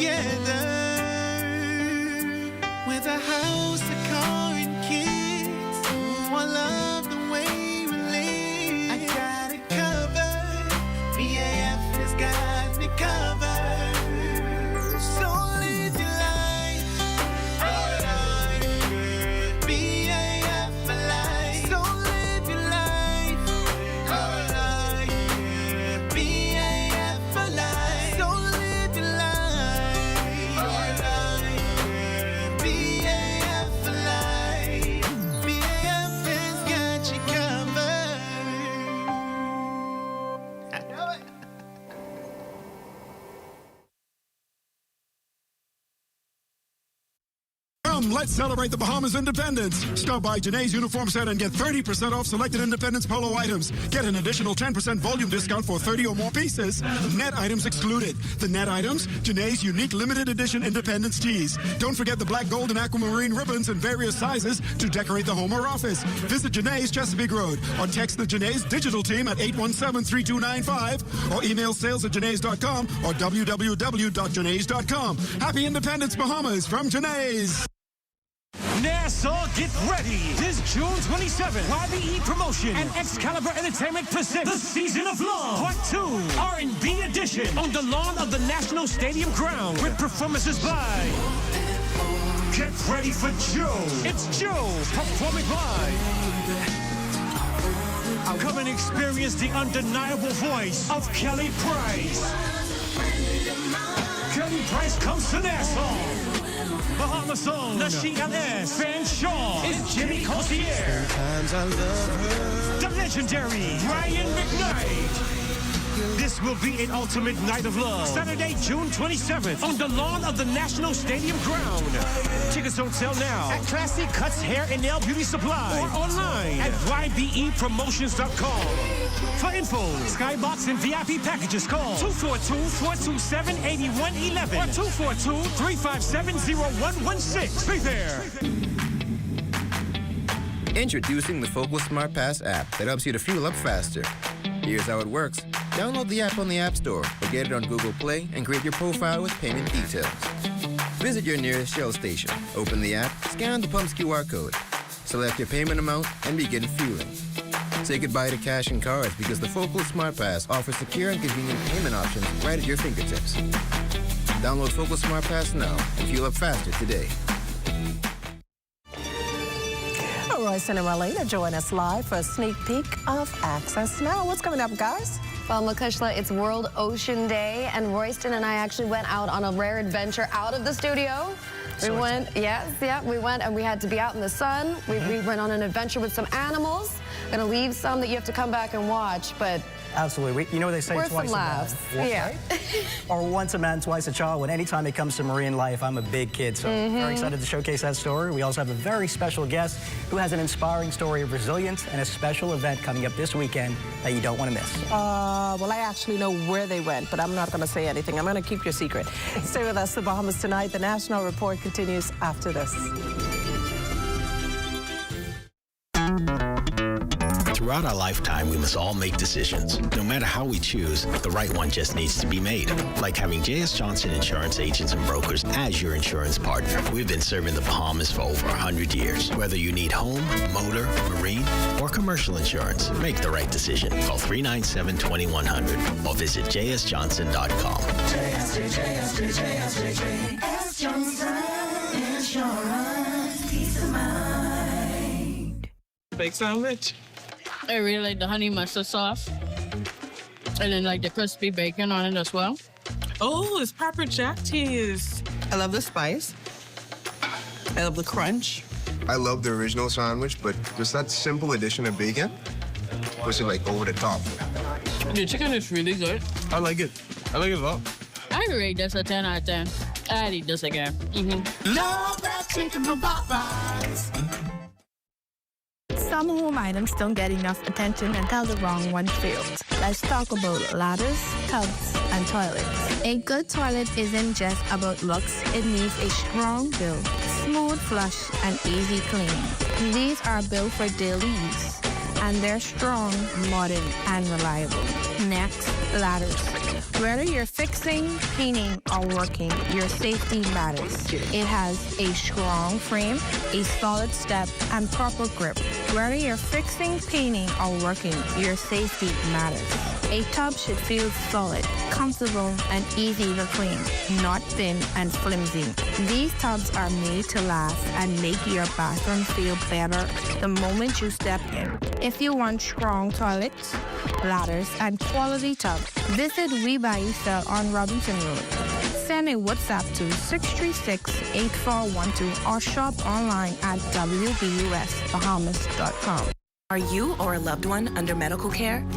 Do you need affordable medical supplies? Ports International is the largest home healthcare supplier. Medical supplies at the very best price. And you can even shop online. From hospital beds to wound care, wheelchairs to walkers, Ports is a one-stop shop for your medical supplies, and we accept insurance. We have online shopping and 2 locations to serve you, at the Airport Industrial Park and Shirley Street. We also ship to the Family Islands. Shop online and visit us on Facebook. Call Ports at 377-1771. And that does it for the National Report, but stay close. The Bahamas Tonight continues with Access Now.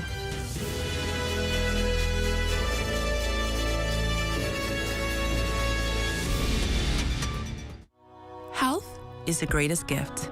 That's where we come in. Bahamas Medical and Surgical Supplies is a premier distributor of medical equipment, as well as medical and surgical consumables. Our engineers are always on hand, providing top care service that saves lives. We carry a wide selection of over-the-counter and prescription items, IV fluids, and other injections. Our products are state-of-the-art, and our entire team stays on top of cutting-edge technology. With more than 2 decades of dedicated service, Bahamas Medical and Surgical Supplies continues to be a trendsetter and innovator in healthcare. We have set ourselves apart by truly caring for our customers. We understand the intricacies of healthcare, and we produce spectacular results. We cherish our partnerships and nurture our friendships as we continue on our quest to help everyone maintain that wonderful gift of good health. Find us on 95th Terrace, Centerville, and now located in the Lucaya Shopping Center of Freeport, Grand Bahama. Tourism today. Bahamas tourism today. manager at Bahamas Batik, Merton Thompson, walked us through the storied legacy of classic Bahamian clothing. It's unique within itself because it's a creative art part of it, new to the Bahamas, because this part of art came from the Far East, like Taiwan, Indonesia, Malaysia, and all those Eastern countries. That's where they do batik. That's where batik was born, because that's part of their culture. It made its way over here in the Bahamas by a German lady who was teaching some kids at the smaller Bay Lodge how to do batik. Batik is the name of the process itself. It's application of hot wax. You print it onto the fabric, and wherever you print onto the fabric, it'll remain white because you're using white shirt. It would remain white. The exposed area would take the dye. Once you put it in the dye batch, the wax would stay and then tell time to take it out, because once you print it, you got to take all the wax back out, like how we was doing a couple of minutes ago, taking the wax out of the fabric.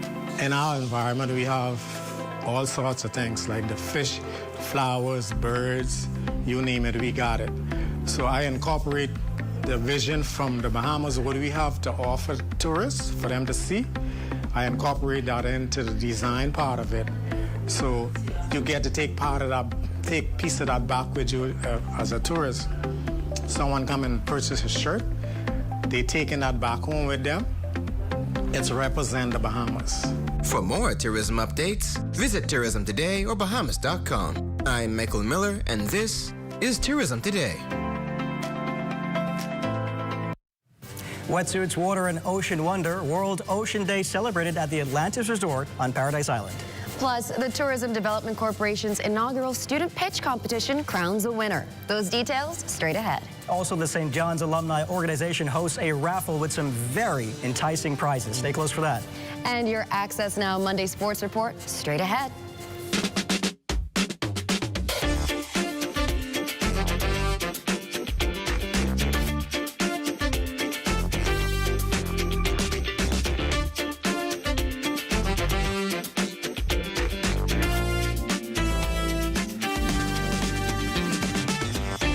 Bahamas Tonight Access Now starts now.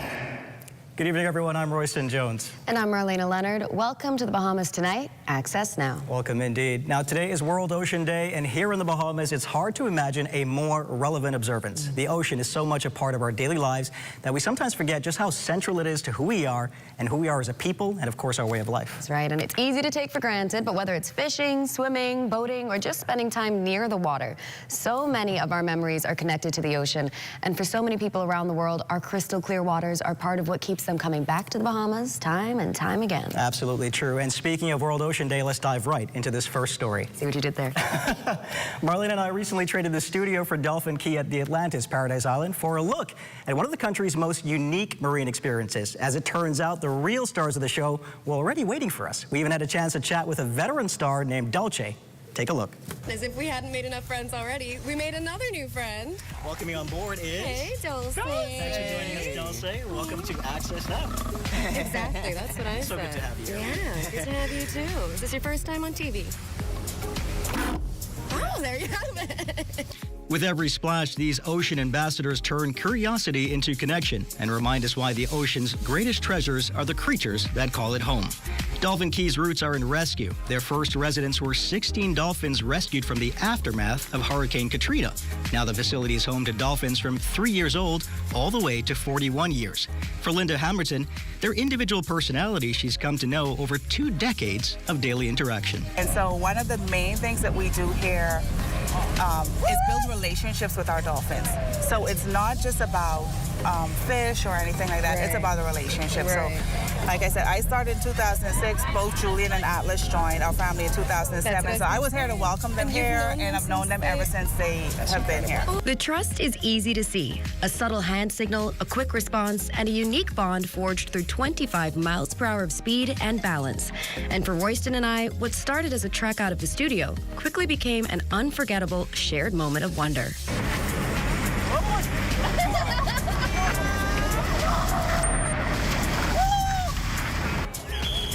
There you go. Good girl. With a playful splash and a surprising gentleness, aside from the awe-inspiring experience of being able to connect so closely with the dolphins, the best part is knowing each interaction helps fund the Atlantis Blue Project Foundation, a nonprofit focused on the rescue and rehabilitation of sea animals, as well as the management of the Bahamas' first coral gene bank. I mean, from everything we experienced today, World Ocean Day couldn't be observed any better right here at the Atlantis Paradise Island. And we thank the entire team so much for having us.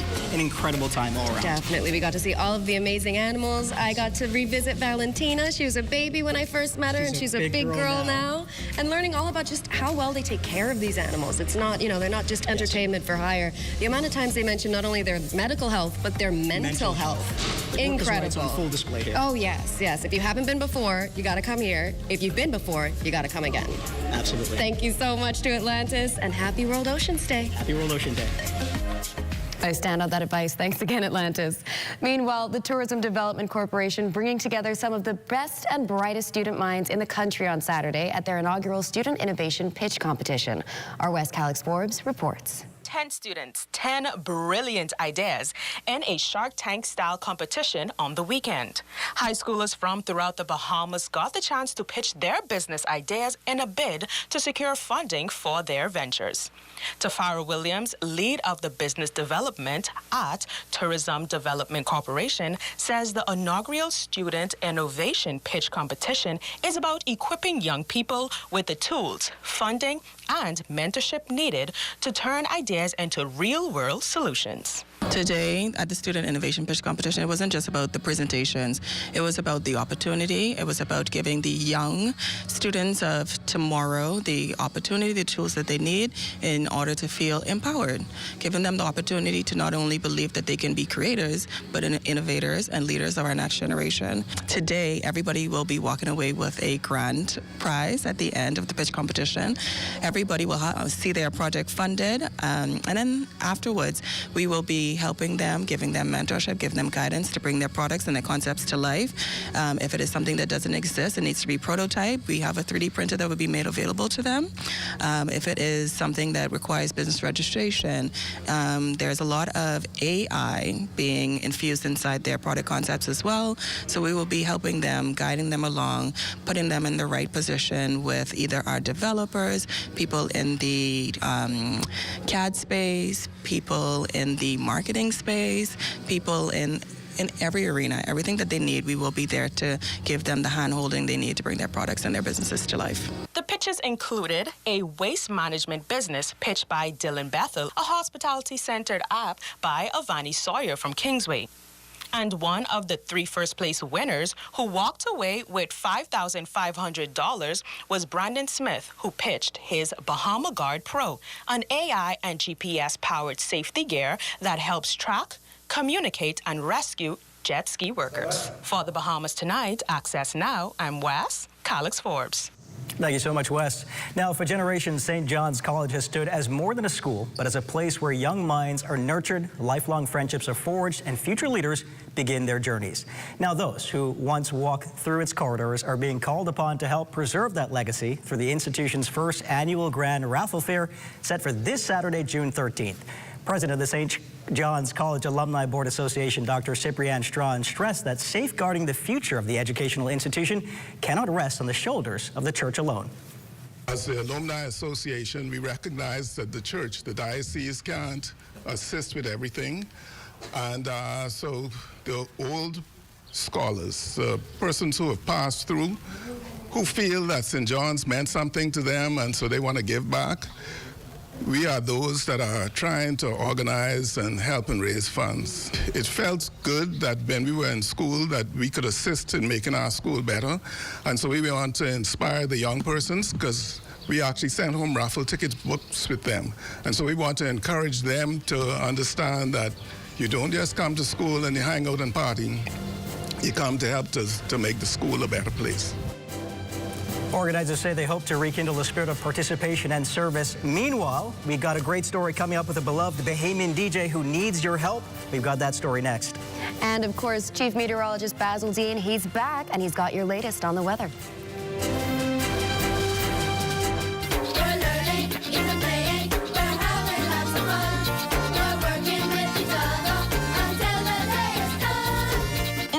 first official visit to an educational institution since assuming the portfolio, Deputy Prime Minister and Minister of Education, Science and Technology, the Honorable I. Chester Cooper, met with University of the Bahamas leaders to discuss the institution's strategic future and strengthen government collaboration. I believe collectively, with the support of me as minister, the support of the government, support of yourselves, I believe we can truly achieve the vision that you've set and the contributions that you have put in.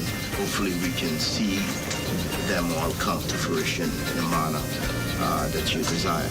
UB President Dr. Robert Blaine welcomed the meeting with ministry officials and praised the Board of Trustees for their work. Having an alumnus as the minister is one of the best things that we could possibly ask for, and we're grateful. I'm grateful for that. I want to join the chair in saying that I have an incredible team. These are the people that do the real work. They do the heavy lifting here, and they make opportunities for our students that are just beyond imagination. Chairperson of the board, Allison Maynard Gibson, expressed her gratitude to DPM Cooper for the timely visit and outlined the university's key priorities. The board's #1 priority is international and national accreditation. We already happily have become a candidate for SAC-COC accreditation. We expect by the end of this year to finish our compliance requirements. John Lee McIntosh for Air Talk.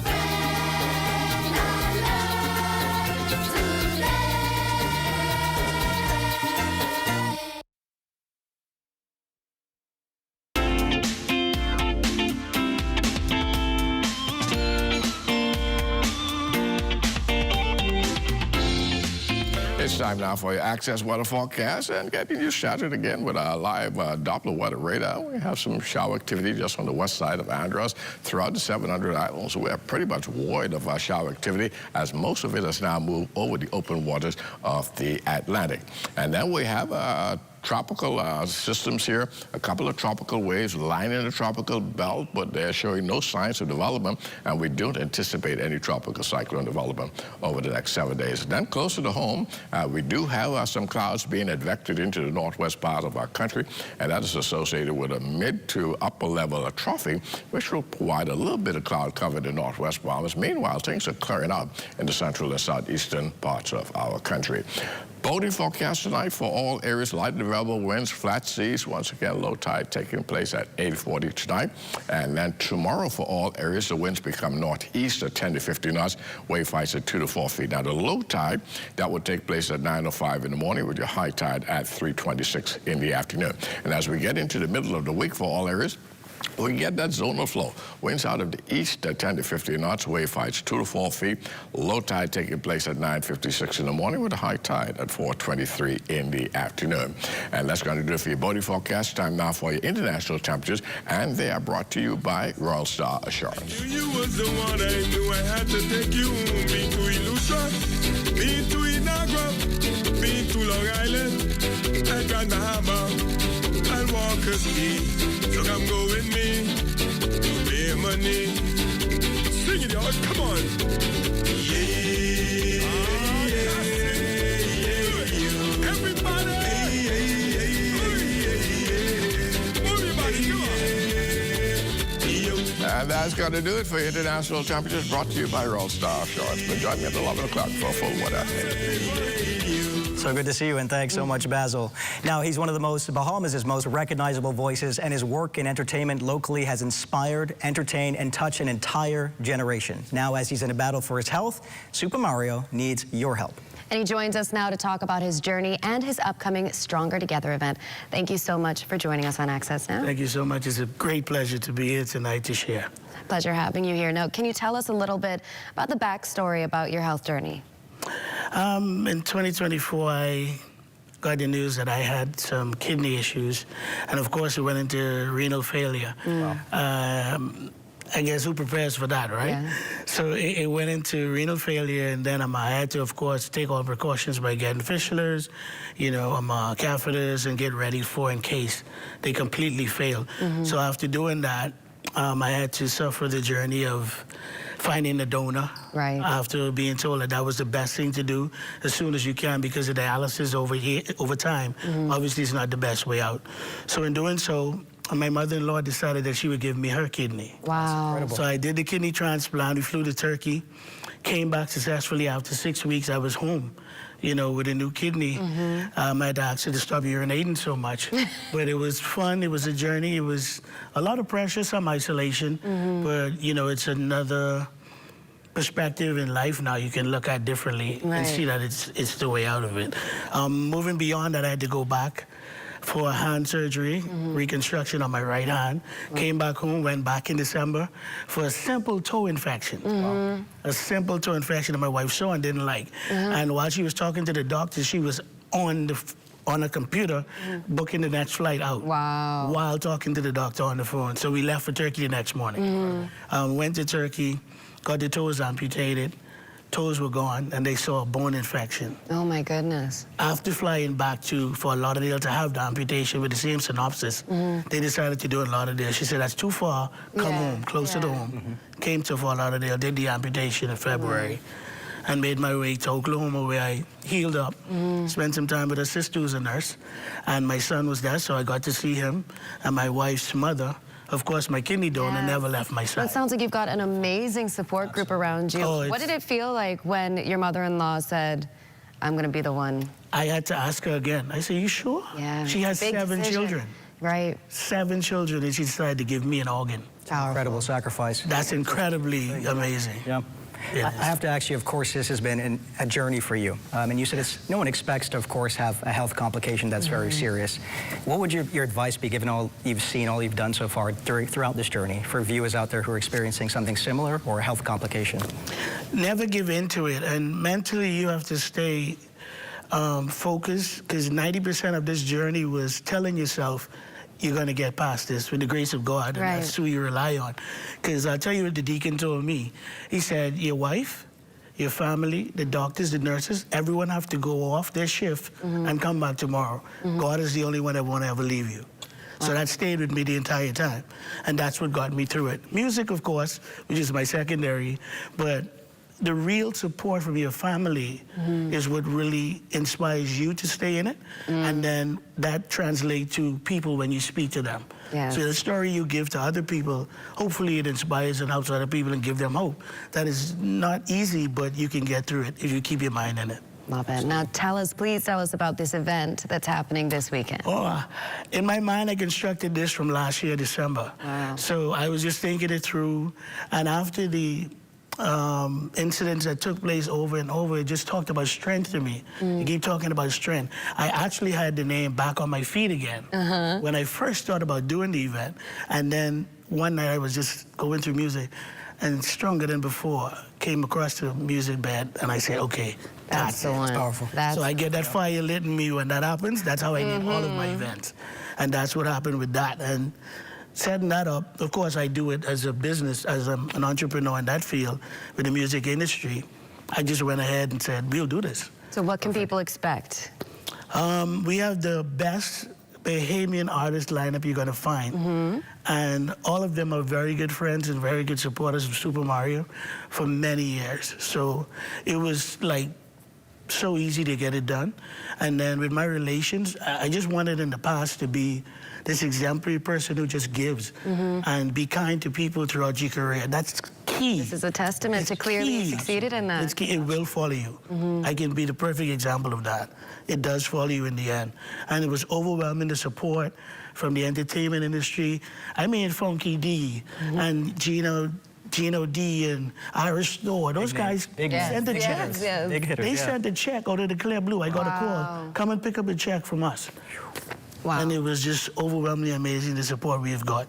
Before we go, and we want to thank you, of course, for sharing your story with us, but please give us the details in terms of time and how people can get tickets to the event. Doors open at 8. We're at the National Stadium on Saturday. Doors open at 8. And we know the grown folks attend my events more than anyone else, so they're going to have to be in bed by 1. Fair enough. So we get them out pretty early. We're going to get started and try to do our best to get started on time. Of course, the weather will play a role in it because we do take this outside. And God is good, so I think we're going to have a good evening. We appreciate thank you so much. Yes, and all the best on the event and your health journey. Thank you. Thank you so much. Now stay with us. Sports is up right after this break. Step into any Super Value or Quality Supermarkets location for specials like Chef Boyardee spaghetti and meatballs, 15 ounces, $1.69. Jacquard vegetable oil, 40 ounces, $4.49. Whole chicken wings, $1.69 per pound. Turkey wings, $2.99 per pound. Sunday Delight smooth or tangy drinks, 64 ounces, $2.99. You'll be singing a happy tune this June with the specials at Super Value and Quality Supermarkets. Scotiabank knows your first home is where you finally get to say, this is me. It's where memories grow inch by inch. It's where hosting creates income and where your home can become a business. Or it's where little feet take their very first step into a future you've worked so hard to build. And we know how important it is to capture those special moments. At Scotiabank, our goal is to help you find a home for your first.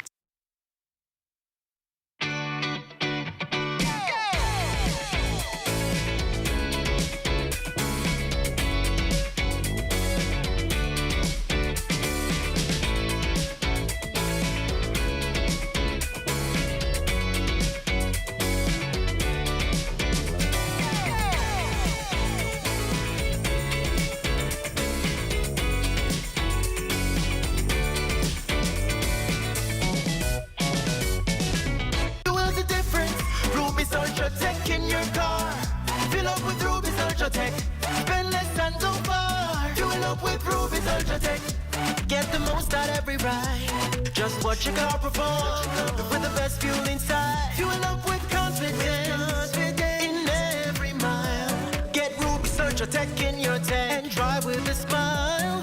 Watch your car perform with the best fuel inside. Fuel the difference with Ruby's Ultratech.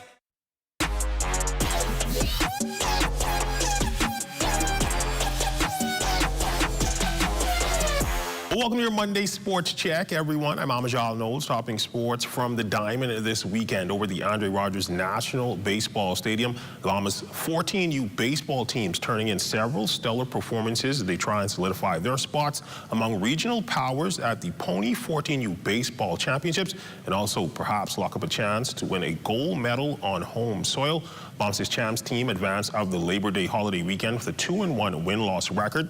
Then the team would defeat Curacao 11-5 in 7 innings on a Sunday evening, bouncing back from a tough 13-3 loss to Puerto Rico on Saturday. Bahamas' host team was also in action, pulled off a remarkable comeback victory over Aruba 16-11 on Sunday to improve its record to 2-1. In the house on Sunday as well, a very special guest on hand, the nation's chief prime minister, Honorable Philip Davis, who was celebrating his 75th birthday, being serenaded by the Bahamian contingent on hand. Now, as far as the rest of the tournament round-robin play wrapping up this morning, and currently on the Diamond, the Bahamas champs team clashing with Venezuela. We'll have that score for you in tomorrow's Sportscast. Of course, the semifinals and championship game are set for Tuesday evening. And of course, the stakes are high as participating nations vying for a top finish and a spot in the 2026 14U Pony Baseball World Series scheduled for August 7th through the 12th in Pennsylvania. From the Diamond to the hardwood, we are less than 30 days away from the next window of the FIBA World Cup qualifiers. Those games set to take place on home soil at the Kendall Gymnastics Gymnasium. The two major showdowns for the Bahamas, first with Jamaica on July 3rd and Puerto Rico on July 6th. Bahamas Basketball Federation officially revealing the preliminary 24-man roster that will lead the 2-4-2 into battle next month. Headline, of course, by NBA stars Vijay Edgecombe, Buddy Hield, DeAndre Ayton, and Eric Gordon. Also in the mix, collegiate standouts Donovan Freeman, Frederick King, AJ Storr, Ramad Dean, Dayton Albury, Valentino Simon, and Liano Roll. Now, of course, the professionals and national team mainstays as well, including Kai Jones, Joaquino Burrows, Sammy Hunter, Dominic Bridgewater, Franco Miller Jr., Travis Munnings, Isaiah Mobley, Rashad Davis, Garvin Clark Jr., Nathaniel Bastian, Kentwan Smith, Aaron Labardi, and Tavario Miller. Of course, the roster is set to be cut down to 12 just ahead of competition. With a number of senior track events slated for this summer, including the B3A Senior Nationals, a number of athletes getting a tune-up over the weekend at the Fritz Grant Invitational at the original Thomas A. Robinson Track and Field Stadium. The meet saw a number of stellar individual performances. The organizer tells us more.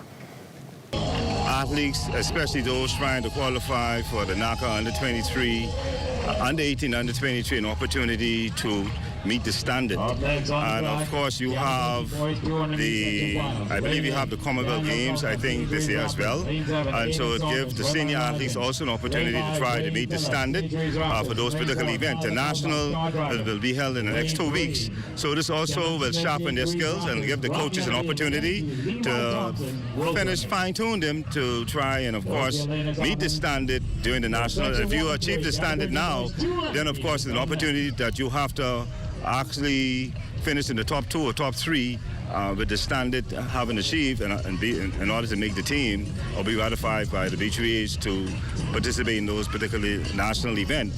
So it is a great opportunity. In fact, we had, I think, one country, St. Kitts, not St. Kitts, I think Turks and Caicos was down here as well competing. And that's been a look at your sports on this Monday. I'm Amajal Knowles signing out until tomorrow.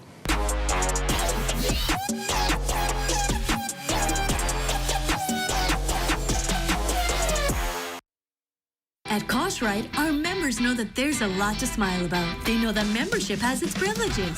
Guaranteed low pricing on every item, every time you shop. Each membership comes with 2 cards. That's one for you and a free card for a member of your household. Gold card holders earn an annual 2% rebate up to $500. Koshright members get discounts at other participating businesses. So that's a lot to smile about. Whether it be clothing, appliances, home goods, or groceries, shop at Koshright, where membership truly has its privileges.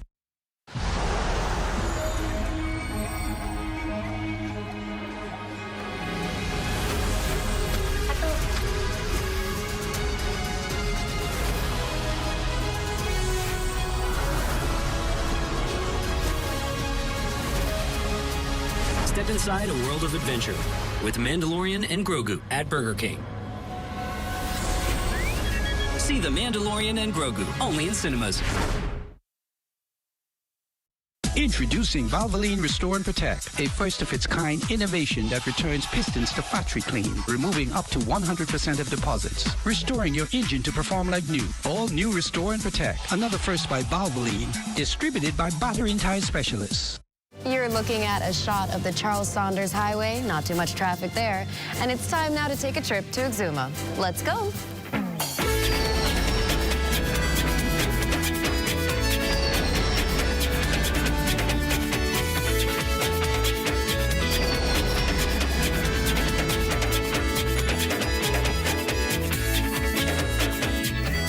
The St. Andrews Anglican School receiving a major donation recently. Last week, members of the Anglican Central Education Authority traveled to the island to officially dedicate 8 new classrooms and male and female bathrooms. Now, most of the new classrooms are outfitted with smart boards and smart projectors to make learning and teaching more modern and fun. Yeah, I remember We'd love to see that. I remember Right? smart boards. They were fun. I like that. A huge thank you to Katie Longley and the entire Atlantis Paradise Island team for our amazing experience recently. And you may have caught it, but I took on a lot of water during that, that double dolphin hold. But a lot of fun nonetheless. Always, always. That's going to do it for Access Now for tonight. Stay tuned for the rundown with Howard Grant. Good night, everybody.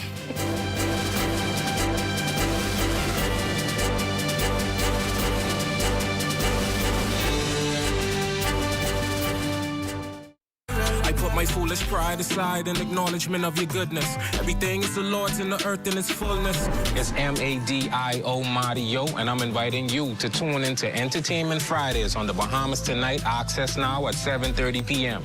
You miss it, you diss it. To fall, but was caught before I fell. Was so hard-headed, too stubborn to ask for help. That's the Bahamas Tonight, Access Now, weekdays, 7:30 p.m. Only the sun covers the Bahamas better. The Hidden Disabilities Sunflower is a globally recognized symbol for persons with invisible disabilities. The Sunflower lanyard made our journey less stressful, smoother, and more inclusive.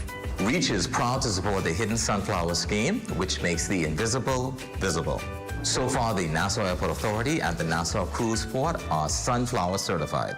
So if you see someone with a sunflower lanyard, always remember to be patient and ask if they need some help. Please be kind and always remember to show respect. We wish to encourage more hotel operators with amenities such as water parks, restaurants, cinemas, government offices to join this initiative, making the Bahamas a more sunflower-friendly country. Please feel free to reach out to the REACH office at 328-4123, or you can reach out to the National Commissions for Persons with Disabilities at 396-8700. I don't know, but there's all kinds of cars in this parking lot. You ain't even know where to park. Yeah, just don't park in the, look at this way. Like, you ain't get nowhere to go. Don't park, just don't park in the handicap spot. Yeah, that's handicap. No, man, you can't park in the handicap spot. I ain't gonna be that long. Handicap spot, boy, what's going on, dog? Well, I tell you we shouldn't park here now. This way parking, man. I tell you we shouldn't park here. Don't get one of these things. My bad, big bro. And he got a sticker inside that say this mod, though. We gotta move. This is a handicap spot. Let's go, we gotta move. But we gotta move. We can move right now. Sorry. Be considerate. Don't use disabled parking spaces without a decal in your vehicle. This message is brought to you by the National Commission for Persons with Disabilities.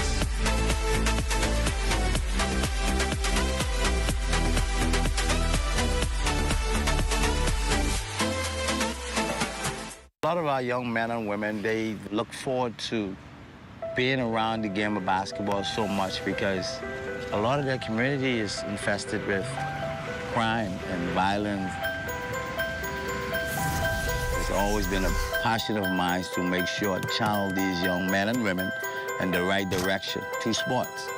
Basketball and being in this environment is a safe haven for them in terms of what they need to do to get out. You have leadership conference to help these young men and women to understand the importance of making the right choice. I tell all of my athletes, when you go to school, help yourself. Stay focused. Use basketball. Don't let basketball use you. I love the game. The game has been good to me, and I just want to give back to the young people who have opportunity so the game can be good to them. Crime-free looks like me. Do your part. Join the movement to a safer Bahamas. At the House of Assembly, I'm Lakush Lapinder. This is ZNS.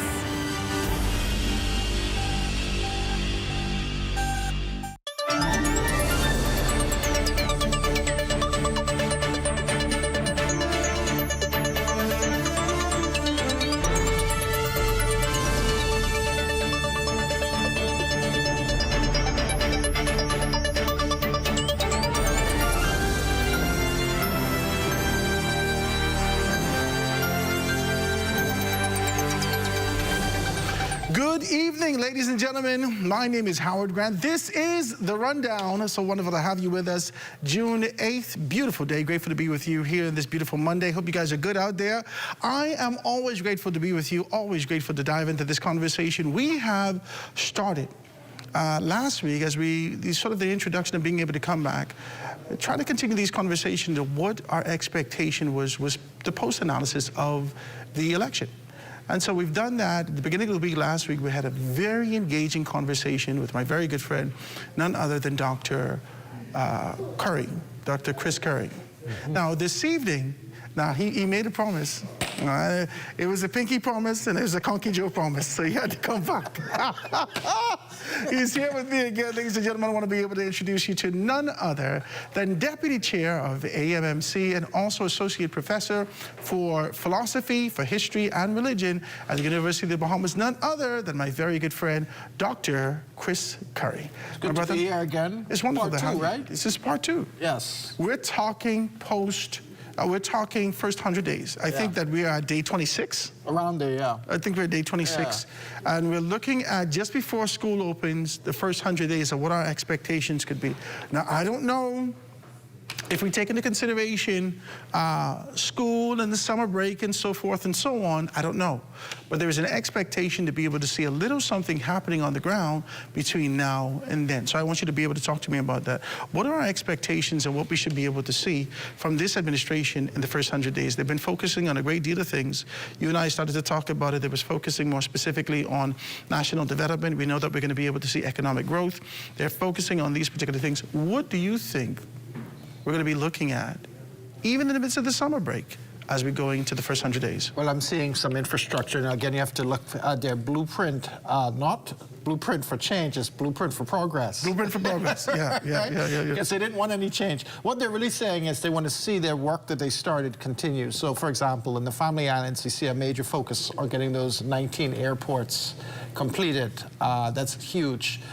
They want to see investments in the Family Islands. They want to see tech expanded, IT, digitech, all kinds of things that can impact people's lives. Because, you know, we're the largest Atlantic rural archipelago, and so we want to make sure that the remote islands aren't as remote as they used to be. And so, you know, that's always a developmental challenge. But this government is looking at the technology, they're looking at the infrastructure, airports have to be completed. You know, we just had the Long Island Regatta and Deadman's Key Airport. That got more potholes than some of the worst roads in New Providence. So they got to make sure that's finished sooner than later. Yeah. One of the things they've actually been talking about on the campaign trail, more specifically, you see the Prime Minister, especially when he was being able to allude to what's happening in Grand Bahama, is the continuation, the arbitration, the development of the airport, what our expectations could be when it comes to the Grand Bahama Power Company, and being able to see movement like that.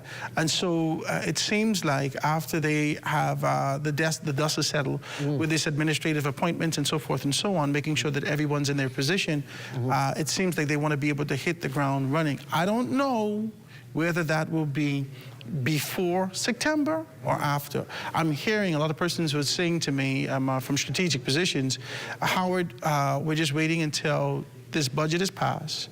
Once everything is done, we could be able to see that kind of significant action moving forward. So just a couple more things we want to add to our timeline. So, of course, you know, the whole month of June is going to be basically taking up the budget debates. They're just getting started today, really. But moving forward, that's going to take a long time because every minister has to give their sort of, we don't call it hour. How is it? Hour or 2 hours?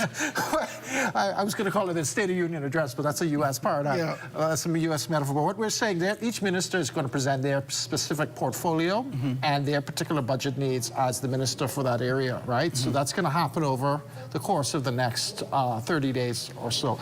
By the end of June, the other thing is boards dissolve, new board appointments happen. So these are board appointments and allow the machinery of government to expand beyond just the minister's work that you're seeing.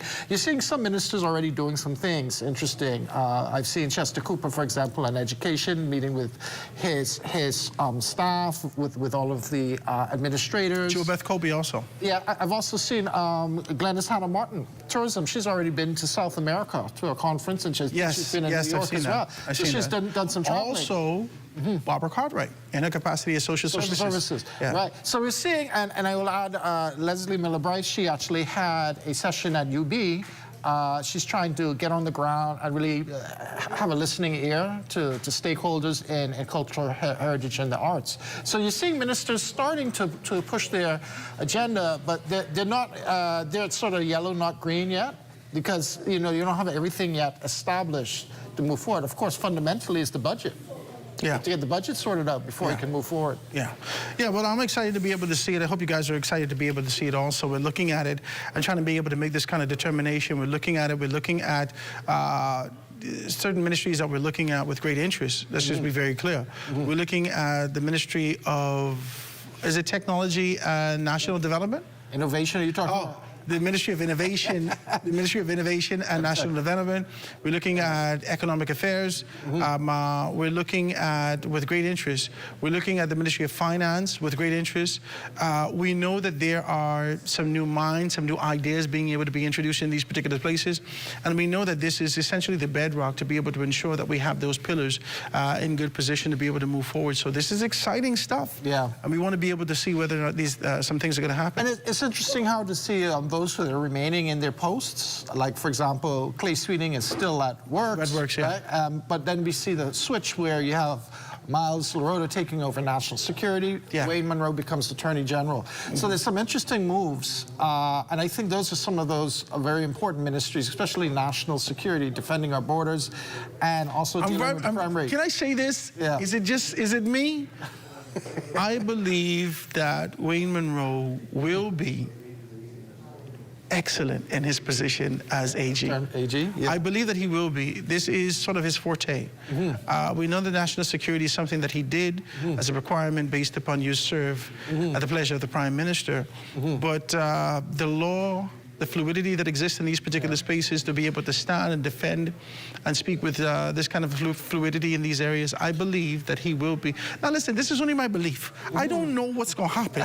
I could say, as I look into these things, there's an expectation that he would be able to produce and do well in these areas. Well, first of all, when he lost Freetown, they put a mic in his face, and he didn't seem too disappointed.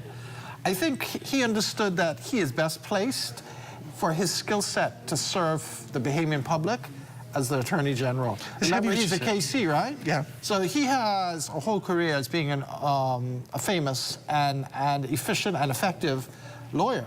Yeah. So I think you're absolutely right. And you know, there's a tradition in our country too that the Attorney General generally is not a person who sits in the lower house. Attorney General, for I think the last few times, sits in the upper house. Sits in the upper house. Is an appointed position. Yeah. You think about recent Ryan Pinder, and before that, Alison Maynard Gibson, etc. Yeah, so I think that this is going to be good. I'm looking at this with interest. You said something that actually piqued my interest, to be honest with you. Oh, really? Yeah. You said that there's sort of an idea associated with that. He wasn't despondent, he wasn't discouraged, he wasn't slumped. Yeah. When they pushed the mic in his face. Yeah. And there are other persons who are sort of scrambling for this position. From an external standpoint, we could see maybe these are persons who are more technocrats and should be in strategic positions as opposed to being able to run at the forefront of a political race. Yeah. They don't know that. That's true. Now, I ain't gonna call no names yet. But that's true. Let me just say, the Attorney General office, that is one of the most highly technical areas. Like, when you think about what you have to do in that capacity, that's also legal affairs. So, you know, it really does require someone who is technically skilled and has experience in law. I think you do an excellent job. Yeah, I agree too. I think you do an excellent job. As we look at that, there is a lot on the table for the Progressive Liberal Party, and for us to be able to make a determination as to what they're doing. I know that, like I said, they're going to be able to focus on education. We've already seen Chester Cooper come up with that. Yeah. They got to be able to focus more specifically on Grand Bahama and taking on that kind of a position. They started with that. They got to be able to complete some of these projects. I'm hoping to be able to see more development, like you started to talk about, in Long Island, because they started in Long Island. They didn't necessarily win Long Island. They were optimistic. They were both optimistic about. They were optimistic about both Long Island and Grand Bahama. There was a moment that night on the 12th where it looked like. But this always happens. It happened with Tyrell Young in the last election. Yeah. There was an expectation that he would do well against Adrian Gibson, and that didn't happen. Hey man, there was a moment early in the night when I thought Wong was going to be Adrian White. Listen, you know better than this. You know better than this. Listen, Wong is my guy. Yeah? But there are some constituencies that historically we can identify. Yeah. Like I said, I didn't know whether or not it was close early on, and then it's like on those races, right? And then all of a sudden there's a gap, and then the gap, and then the gap. And the gap keeps widening. Right? When we look at Grand Bahama, the Prime Minister, I had to kind of be able to make a determination as to whether or not this was a political move or this was a nationalistic thing. Like, did he do it from a national perspective, or this was a calculated political move? When he took on the arbitration, he took on this kind of a conversation, the bend or break speech continued, for him to be able to look at the purchasing of Grand Bahama Port Authority, for the development of these things. What was the move? And I can only look back in hindsight and say, okay, so this was nationalistic. Brave. This was a nation move. Brave was playing chess when others were playing checkers. I'm serious. And let me tell you why. Because The 69 Bender Break speech is a seminal moment in our country's history. It is a proto-nationalist statement before we even gained independence by Pinling. And basically, the backdrop was you had a city that was basically like a mini Johannesburg, an apartheid state. You had foreigners who could live in the city. Black Bahamians had to go behind the gate, essentially. My mom-in-law, who lives in Grand, well, she actually lives with me now. She spent most of her lifetime in Grand Bahama. But she would always tell us about that gate. And you could see the poles are still there. The gate has been shut down. But the point is this, that Bahamian workers had to be behind the gate by nighttime. They go into work to Freeport, but they had to leave and go back home at night. So that Bender Break speech spoke to both the socio and the economic conditions, the malaise that existed in Grand Bahama. Now, let's bring it forward to our Prime Minister current. You see, what he's saying is he's taking on the giant.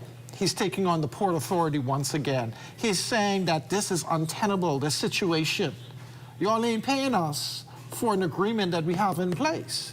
And in addition to that, you have created a whole system of red tape that has thwarted the efforts of people to find decent jobs. Y'all have not done enough for developing either the city of Freeport or its outlying region.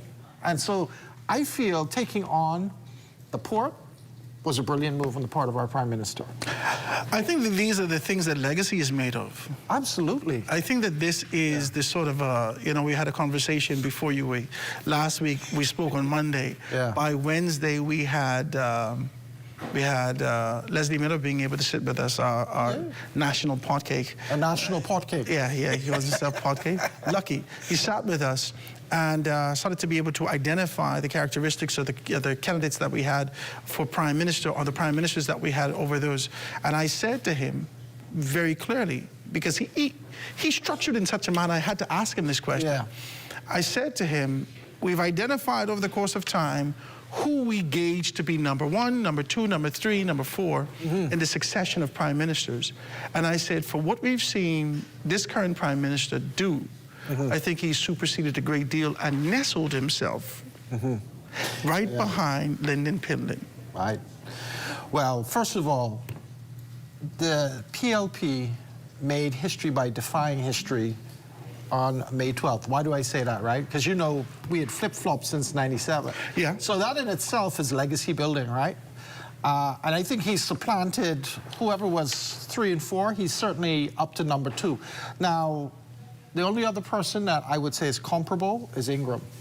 Because remember, Ingram served 2 consecutive terms, 92 to 2002, and then he came back in 2007. This is a deep conversation. When we get back, I'm going to continue this conversation to look at whether or not we're looking at the tangibles or the intangibles. We've often had this conversation about being able to see the tangibles that were built for a specific time, era, dispensation, and the intangibles that we're seeing in this time. Guys, we're going to take this quick commercial break, and we're going to be right back after this.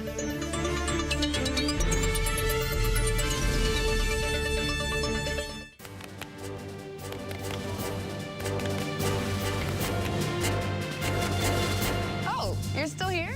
But of course you are. But be sure to tune in every weekday at 7:30 p.m. for the Bahamas Tonight Access Now, where we bring you the brighter side of news.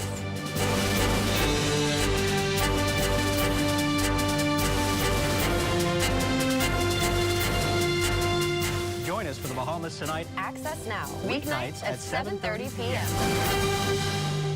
The tastiest thing about soccer is sharing it with the whole team, just like the new Ready for Soccer. A delicious lineup of 16 slices and 4 flavor sections. Perfect for sharing from start to finish, even beyond the 90 minutes. Get your team together and dig in, only at Little Caesars.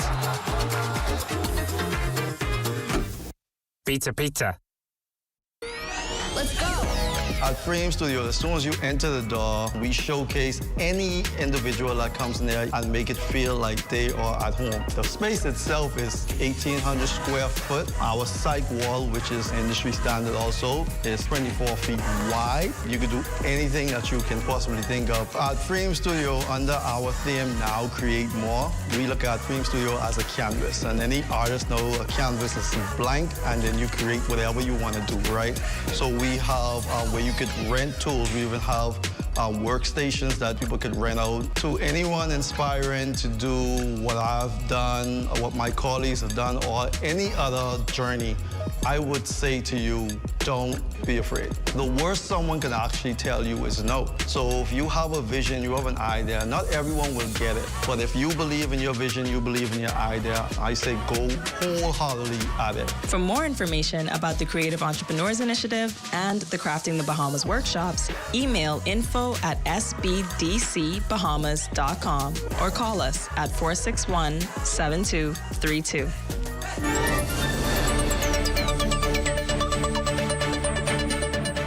And we are back. My name is Howard Grant. This is The Rundown right here on ZNS. So grateful to be with you, always being able to jam. I'm here with none other than my very good friend all the way from UB. He is the deputy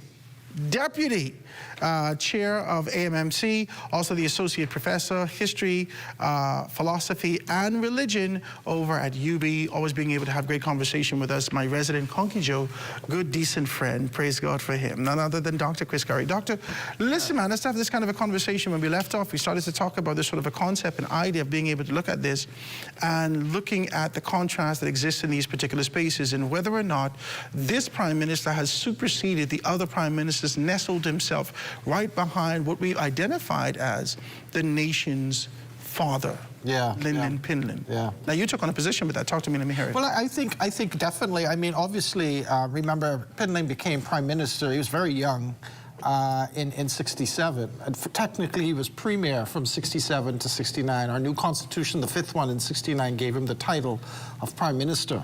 But he won consecutive elections from 67 to 92. That's really impressive. Did he have a formidable opposition? Sometimes the opposition was within his party. Oftentimes it was outside. He had to deal with the Abaco independence movement. He had to deal with the Dissident 8, the fracturing of the PLP in that early formative stage. And then, of course, the Dissident 8 becoming the Free PLP, merging with the UBP, creating an opposition party out of the embers of the UBP. It's heavy what you're saying. No one wants to remember this merging with the UBP. Oh, it was a merger. They never want to talk about this. I've done research, and I've actually, before he passed, Dr. Donaldson, I interviewed him twice, and he said they met like 4 or 5 times between January and October of 71 with UBPs. They met in Jimmy Shepard's home, they met in Simonette's home. These were people who were... Pop Simonette, yeah. These were people who were identified clearly with UBP. Right? I mean, Pop Simonette was the premier before they lost in 67. So anyways, the point is this, that they had these secret meetings and they discussed marrying the two parties. Why? Well, because the UBP was already considered on life support, all right? And they lost terribly in September in the by-election in Andros. So there was a need for them to basically form a new party because they were on life support. The Free PLP didn't have any financing. They didn't have any money. And outside of Cecil Wallace Whitfield, they really didn't have any name recognition. So the merger was a merger of convenience, a marriage of convenience, if you prefer. So, but really talking about what we're saying tonight, though, is that over the years, Pinland was able to develop a strategy. He was grassroots to a core. He could speak the Queen's English when he was in the Queen's country in England, but he had a way of being charismatic and identifying with grassroots people. Approachable, relatable. So that kind of charisma carried over to 2 other persons that we can speak of tonight. One of them was Hubert Alexander Ingram, right? And Perry Gladstone Christie. Well, I was thinking of Brave Davis. Really? Yes. Yes. Really? Yes. Yes. Yes. If you ask me, on the pantheon of prime ministers, I'm putting Brave right next to Lyndon Pinland. No, this is undeniable. This is undeniable. But when you talk strategically, charisma, the charismatic nature, the articulation, that kind of a warm feeling that persons get, the only person that comes to mind with number 1 is Perry Gladstone Christie. Now, as it relates to the work that needs to be put in, because politics is more than charm, as it relates to the work that needs to put in, I think holistically, Brave Davis is definitely number 2. Okay, so here's what I will say. I want to hear this. I feel like Perry Gladstone Christie was very loquacious. Okay. Meaning that he could talk a good talk. That man, he would have a speech in his hand. Let me take your notes. Go ahead. I laughed at this many times. I watched him do this many times. He said, you know, they gave me this in the car. On the side. He said, they gave me this. They gave me this in the car, but you know, I know this very well. He would speak, as we say, off the cuff. Right off the cuff. Off the cuff for an hour. And he was great at those kind of moments. You know, when the spirit catch him, he would run with it. Great. But I'm saying, in terms of on the campaign trail, in people's communities, in people's homes, in the way that you relate to people, in the charisma you present, I see the only person we see anywhere close to the kind of stories that we would have heard about would, I have a very good friend who told me a story. He says he was in Andres, and Pinland came in, and he was one of 5 FNMs in Andres where he was living, right? And he was a young boy. He said Pinland came there and put his hand in the pot, and they were roasting corn, and Pinland take the corn and sit right there, eat it, and drank his juice. And he said, from that day, I know I couldn't be a PLP. I laughed so much, right? But it showed the nature of his ability to get down with the people and just meet you right where you are. I thought it was an excellent thing. The closest person we would have seen to that, even over the weekend as he celebrated his 75th birthday with his nice little jig, is Prime Minister Brave Davis.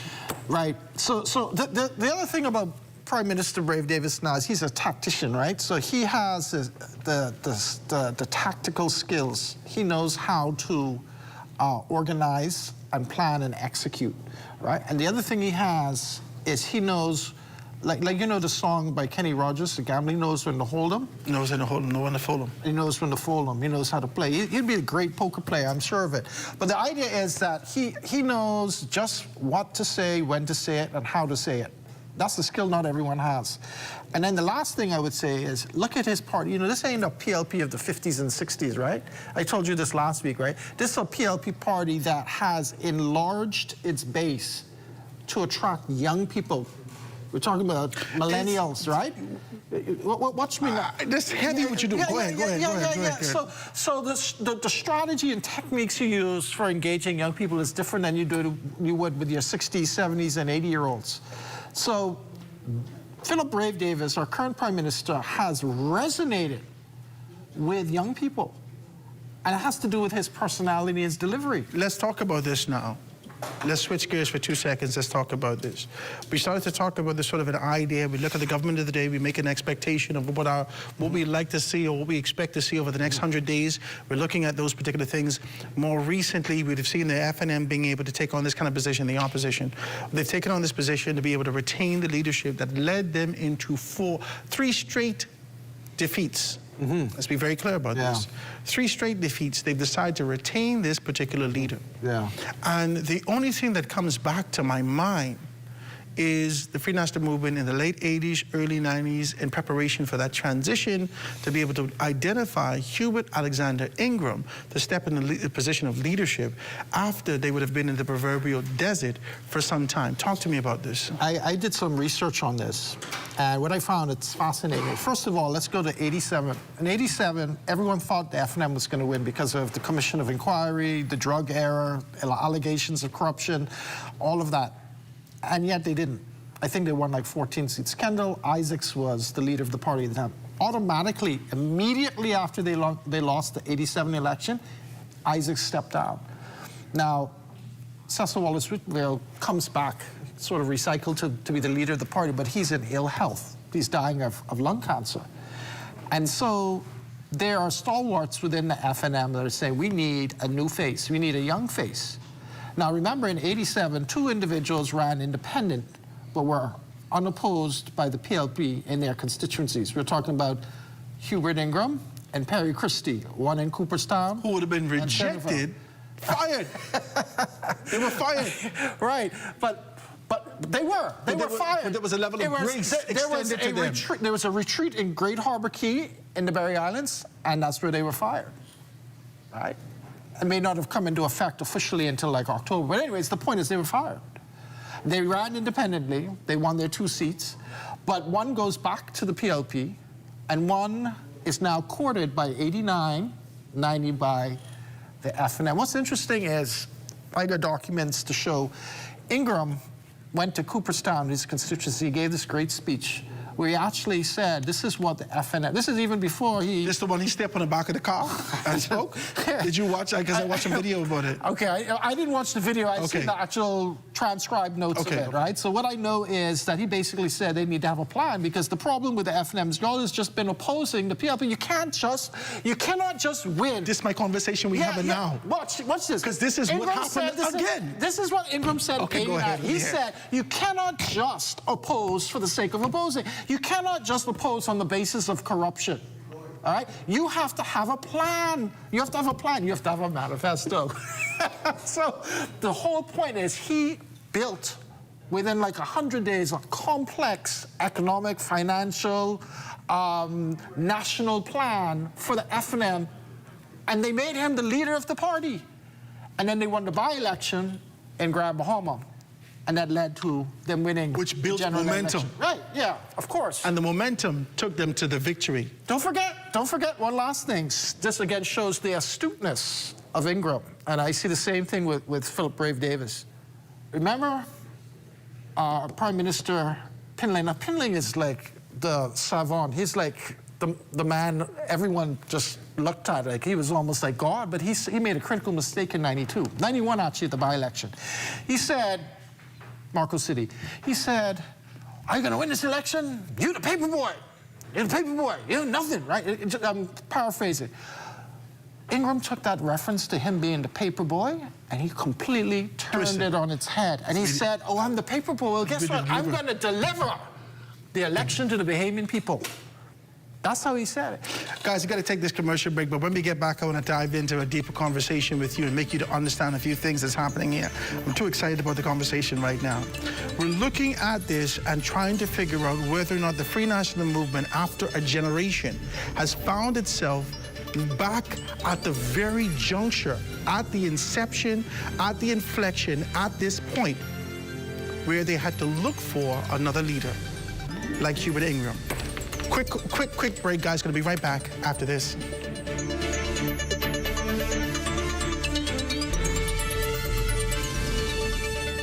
You always see man, the one and only, and I want y'all to tune into Entertainment Fridays on Access Now every Friday at 7:30 p.m. Who knows? Your favorite Bahamian artist might end up showing their face. But you gotta watch to find out. Behind every strong economy is a bold entrepreneur, and we're here to support them, island by island. On Grand Bahama, we've helped 486 entrepreneurs turn their dreams into thriving businesses. Through over $14.4 million in approved funding, the SBDC is strengthening Grand Bahama's economy by investing in its leading sectors: food and beverage, tourism, and fishing. Every business we support strengthens the economy, starting with yours. SBDC Bahamas. Let's swim Bahamas, bring water hazards to an end. Let's swim. And we are back, ladies and gentlemen, having a great conversation. If you're just tuning in, you better go look at the reruns, because we're having a historic conversation to be able to identify those things, and no better person to be able to dive into this conversation from a historic standpoint, who you could be able to know that these things are accurate. It's none other than Dr. Christopher Curry sitting here with us. Doc, I want to thank you so very kindly for being able to do this with us. When we left off, we started to talk about this sort of an idea that exists in this space. This idea, and this is just me, I just want to do this. I looked at the Free National Movement and looked at the historic events associated with that, and how we saw Hubert Alexander Ingram emerge to this position. There's a lot of steps that we kind of fumbled over before we understood how he understood his strength and capability as leader, how he continued to be able to press the margin, how he was a disruptor of his time. A lot of persons don't take this into consideration. They think that this is just sort of a natural thing that happened. He was strategic, he was specific, he was insistent and persistent in these particular areas. When he went against the leader at the time who wanted Sean McQueenie, and he said, no, I think we want to be able to go with his friend. I think his friend was Bulla. He said, I think we want to go with Bulla. Bulla won over Lyndon Pinnin's choice, leaving the organization, starting his newspaper, The Beacon, doing all these things in terms of development, his persistence, strategically being able to inflect in certain areas that he knew needed strength, he did an amazing work. Yeah, a lot of people also forget that Ingram was once the chairman of the PLP. He was the chairman. He presided over the Night of the Long Knives in 1977, where certain candidates were, or we'll call them aspirants, were denied nomination. So he comes from a place where he's the blue-eyed boy, so to speak, of Pinling, where he's the chairman of the party. He's a young guy, and he rises in the party, but he takes a stand I think he was flexing his muscles. Yeah, he takes a stand against Pinling and he gets fired, right? And we just talked about that.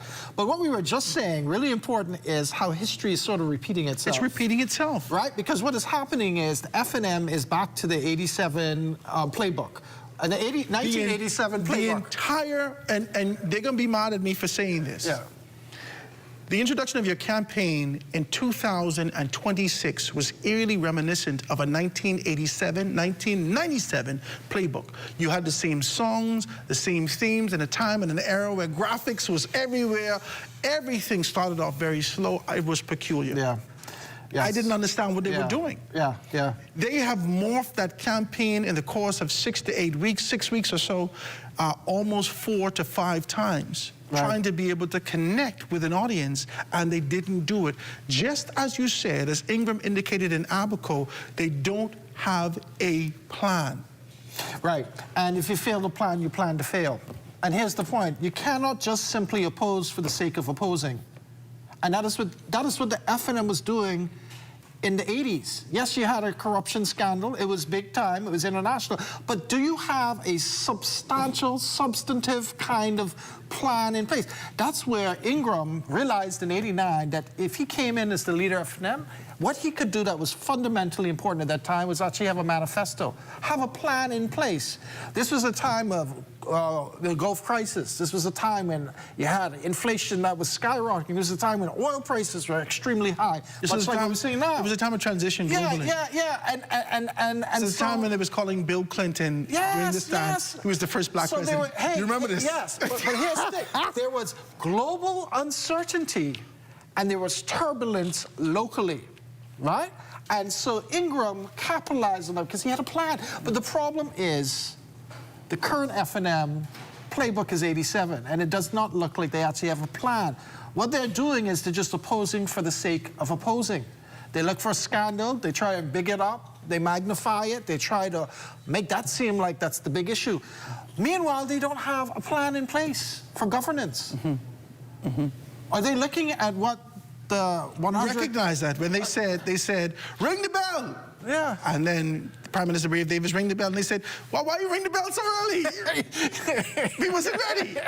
Yeah, but I mean, the Prime Minister said, read the tea leaves. Everyone could see. The PLP was rolling out their different candidates, everyone knew aspirant candidates. Everyone they knew were going through the training sessions. People were starting to put up billboards. You could see the campaign was rolling out. This could not last.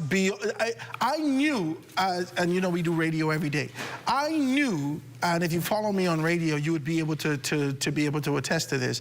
I knew that the campaign could not, right after Mother's Day. Yeah. I said right after Mother's Day, they can call election. I had from November predicted it would be in May. And my theory was it couldn't be too early in the year. But if you remember when Perry Christie indicated that they should have been in May on a consistent basis, when he indicated when it was May 10th, if you remember that. Right. Well, he said that this is something that May was 10th now, because that's the Flamingo incident event. You can't have it on the Flamingo incident. Yes, I remember this. Yeah. I remember this. Because we did have it on May 10th one year. I remember this. Yeah, no, that's like sacrilege to me. But you could have it early May. I agree with that. But here's my thing.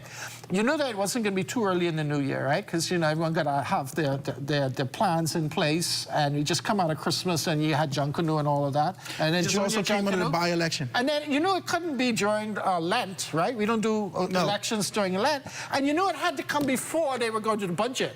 They wanted to have a new budget based on a new If you pay attention to politics in this country, you knew that this should have been the time. Even Brian Blake would have known that I was couldn't understand how the Free National Movement was not prepared for this. I couldn't understand. As we look at this and make this sort of a determination, I couldn't understand how they were not prepared for this. So let's talk about that. Let's talk about what our expectations would be after we've looked at the historic aspect, after we've already made a determination that the Free National Movement has essentially continued to be able to reflect the exact same thing that happened a generation ago. I see. A generation ago. So I have to say, like, this sounds bleak, but I do not see another Ingram emerging immediately. I do not see another Ingram emerging immediately. I heard Leslie Miller interviewed today. He's suggesting that the rival that is going to emerge is going to be the MP for Long Island, Andre Rollins. It's interesting. I like Andre, and I think I have the liberty to be able to say this in this space. I'm hoping that you would give me the grace. I like Andre, and I just look at each era needed a specific type of leader. If you look at the type of leader that Ingram is, they've Margaret Thatcher type iron fist concept and idea of being able to say, I say what I mean what I say. A kind of, you know, tell it as it is leadership that was no nonsense. This is what we needed in 1992 to be able to take the reins from an all-encompassing proverbial political god like Lyndon Pinland. You needed strength to be able to do that.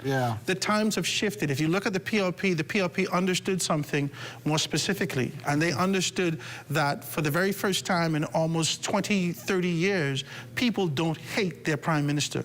No. Normally, you vote against the government in this kind of a space and position over the past few election cycles from the early 2000s, from 97, right? But for the very first time, if we look at it, people didn't hate the prime minister. The PLP capitalized on that and told persons that they were safe for Brave. The entire time the PLP was doing polls and making determinations, and they realized that Brave Davis, in this particular capacity, Philip Brave Davis, he was polling in numbers that surpassed all of them. And I said this last week, but it's worth underscoring. He did the best of all of the candidates. He did. He got 80%. 80%. He did, because people... Cat Island, Rum Key, San Salvador. There was an assured position that laid with you subconsciously. The seed that they planted and germinated throughout the entire election period was that you were safe with Brave. And it took a great deal of those candidates that were shaky over the top. You understand? If the Free National Movement have not been able to look at the playbook and the manifest from a political landscape and look at the country and say, okay, how can we get a leader that reflects the times that we're in? This era doesn't need a totalitarian. This era doesn't need sort of an iron fist leader. They need someone who is approachable, who's empathetic, who pulls persons in, but stern enough to be able to make a decision and move forward with that. And pragmatic. You don't want persons who are so fixated on one position that they can't move when necessary. And our country is in a position now, there's volatility because of the war in the Middle East, because of other circumstances in the region. And so you need someone who approaches governance with pragmatism. And I think that's what you have in Philip Brave Davis. My fear, my concern is the weakness in the opposition, in that you have a cannibalism taking place, where you have people who are fracturing the party, and you don't have a discernible leader in the future besides the one that is currently in the post. The alpha male is hurt. He's transitioning off the scene. And so there are other persons strategically placing themselves in the position, trying to battle it out to make a determination of who's going to be in certain positions moving forward. And what's interesting, just looking at today, the optics, it's interesting, I don't know if you saw the back and forth between Pickstock and Andre Rollins. Andre Rollins was the one who was like most verbally sort of attacking Pickstock's This is what speech. I'm saying to you. I don't say this as Andre Rollins, as a friend, as an individual. I know him, but his politics has been persistent. There could be no expectation that the Andre Rollins that we saw in 2012 that left the PLP for a certain position, that found himself in the FNM, that left the Free National Movement for a position, that stepped out of politics, had shifted this particular mindset and his approach to politics, and with an expectation that he'd be able to be an entirely different person. He's aggressive, he's determined, he's bodacious, he has a desire to be able to move forward. You know that he's going to challenge this position. bombastic and bodacious. You know that he's going to challenge this position. Yeah. Yeah, he's going to be aggressively The Free National Movement has to make a determination as to whether or not this is the type of leadership that we want. But that would be a foil to what is present with the Safer Brave, right? Now, that ain't to say that our Prime Minister wouldn't back down from an argument, but I'm just saying he has polish and style, whereas Rollins comes across as more raw and rugged to me. Yeah, I think that we're going to be able to see a little bit more. I'm interested to be able to see the scouts. Yeah. Because, you know, there's enough that actually persons will be able to float and have conversations about. Yeah. I'm interested to see the scouts. We often have this kind of a conversation of what we've seen as a shrinkage in the Free National Movement as a result of not being able to engage persons like Loretta, who's left the organization, persons like Desmond Bannister, this kind of an ousting and casting off into the political never land, you know, menace. And so the Free National Movement has burned a lot of bridges. Yeah. And in the midst of that, they have no desire to be able to travel back on those particular areas. The Free National Movement is going to have a difficult time scouting the type of leadership that they need in their organization simply because of the actions that they've taken. They need that kind of a humble approach to say, hey, listen, this is where we are. We need you to be able to come back home. We're looking for these particular opportunities and really engage. I expected that to happen over the past 4 years. It didn't happen. The only thing that they were concerned about and focused on is getting rid of menace. Yeah, and I wonder too, how much have they consulted like their legacy stalwarts? I'm thinking of like a Janet Bostwick, for example. Janet Bostwick has always been gracious in her position. She's indicated a few things. We would have read it over the election cycle and the election period. And as we wrote those things, even as she punctuated her sentence, she deflected back to the position of the organization because this is the leadership's position. Right. And so it's difficult for her to be able to have an independent view, an independent position. At the same time, she said what she said, and then she was gracious enough to say, well, you know, leadership has said these particular things. And so you see that, but there needs to be someone, and maybe they're having these conversations internally. We don't know. We don't know. Well, we hope they do. Technically, we know, because we in your business, right? Yeah, people different. We got our people. We got our people. But, and so we just hope for the best. So I secretly was on Bay Street today, right? Secretly? Secretly, yeah, secretly. And when I observed, like, the opposition, man, like, I ain't gonna lie, Howard, I saw like 5 people out there. I saw Michael Folks, I saw Dwayne Sands, I saw, of course, Michael Pintard.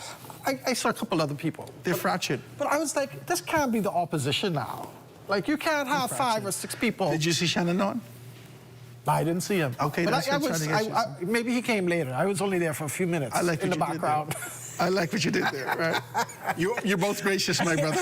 Yes. You give us the information, and then you give us the grace. Yeah. I like that. I want to be able to take this commercial break. I think they want me to go to a commercial break. When we get back, we're going to talk about our expectations in the country. I'm always excited to be able to talk about politics and where we are. And why does it take you a great deal of consultants to do this?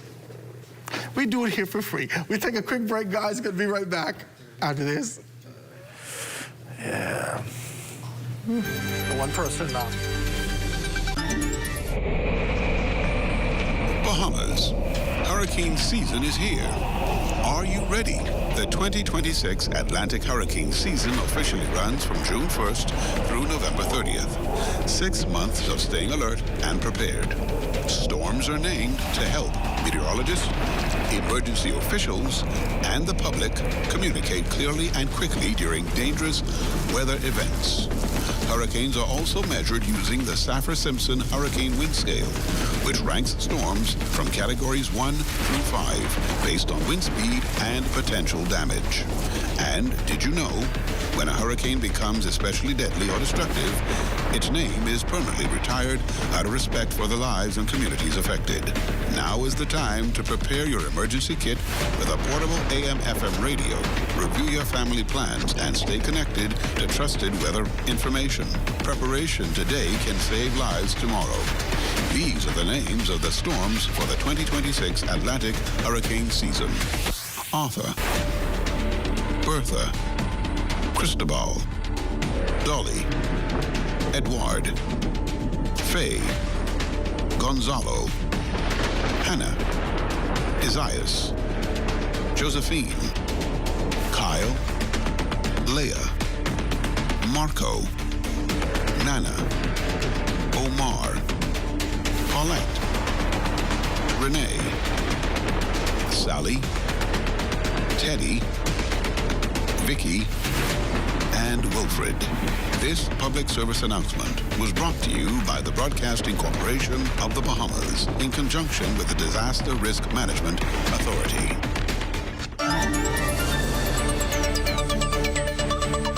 And we are back, ladies and gentlemen. I'm Howard Grant. This is The Rundown. Grateful to be with you. This is our last segment. And I'm here. I'm grateful to be able to be here with you. We're sitting with none other than Dr. Chris Curry, all the way from University of the Bahamas, who is the Associate Professor. I got to give you all this information. Associate Professor of Philosophy, of History, and of, what was the next one? Religion. Hold on. Religion, right? And also the Deputy Chairman of the AMMC. Yeah. And he's here being able to talk with us and talk to us about these things. Now, we had a lengthy conversation. I thought it was an all-encompassing conversation of the history of who we are, the past, the present position of both the FNM and the PLP, how we've seen the PLP take on this sort of a position and morph into the organization that we were introduced to in the late 50s, early 60s, and really being able to attract a great deal of young people, how we've seen the Free National Movement digress. Let's do that. Let's use that word. Jesus Christ. It's too much, right? Digress. How we've seen them really be able to take on this kind of position and fall back into a position pre-1990. Yeah. Right? Yeah. So they're taking on this kind of a pre-1990 position. We've looked at the contrast between leadership. We've looked at all of these particular things. We've talked about the first 100 days, what our expectations are. Now let's talk futuristically. Yeah. Right, so as we're looking at the expectations for the PLP, looking into the hourglass or the prism of the past into the prism of the future, I see a lot of effort being put into the Family Island development. I know we talked a little bit about infrastructure in Long Island and airports and all that, 19 plan to be completed, but let's also talk about the specific issues of Grand Bahama, right? We talked about the port issues already, but what really needs to happen is the situation with our Lukai, that hotel has to be sorted out, all right? That contract has to be sorted out.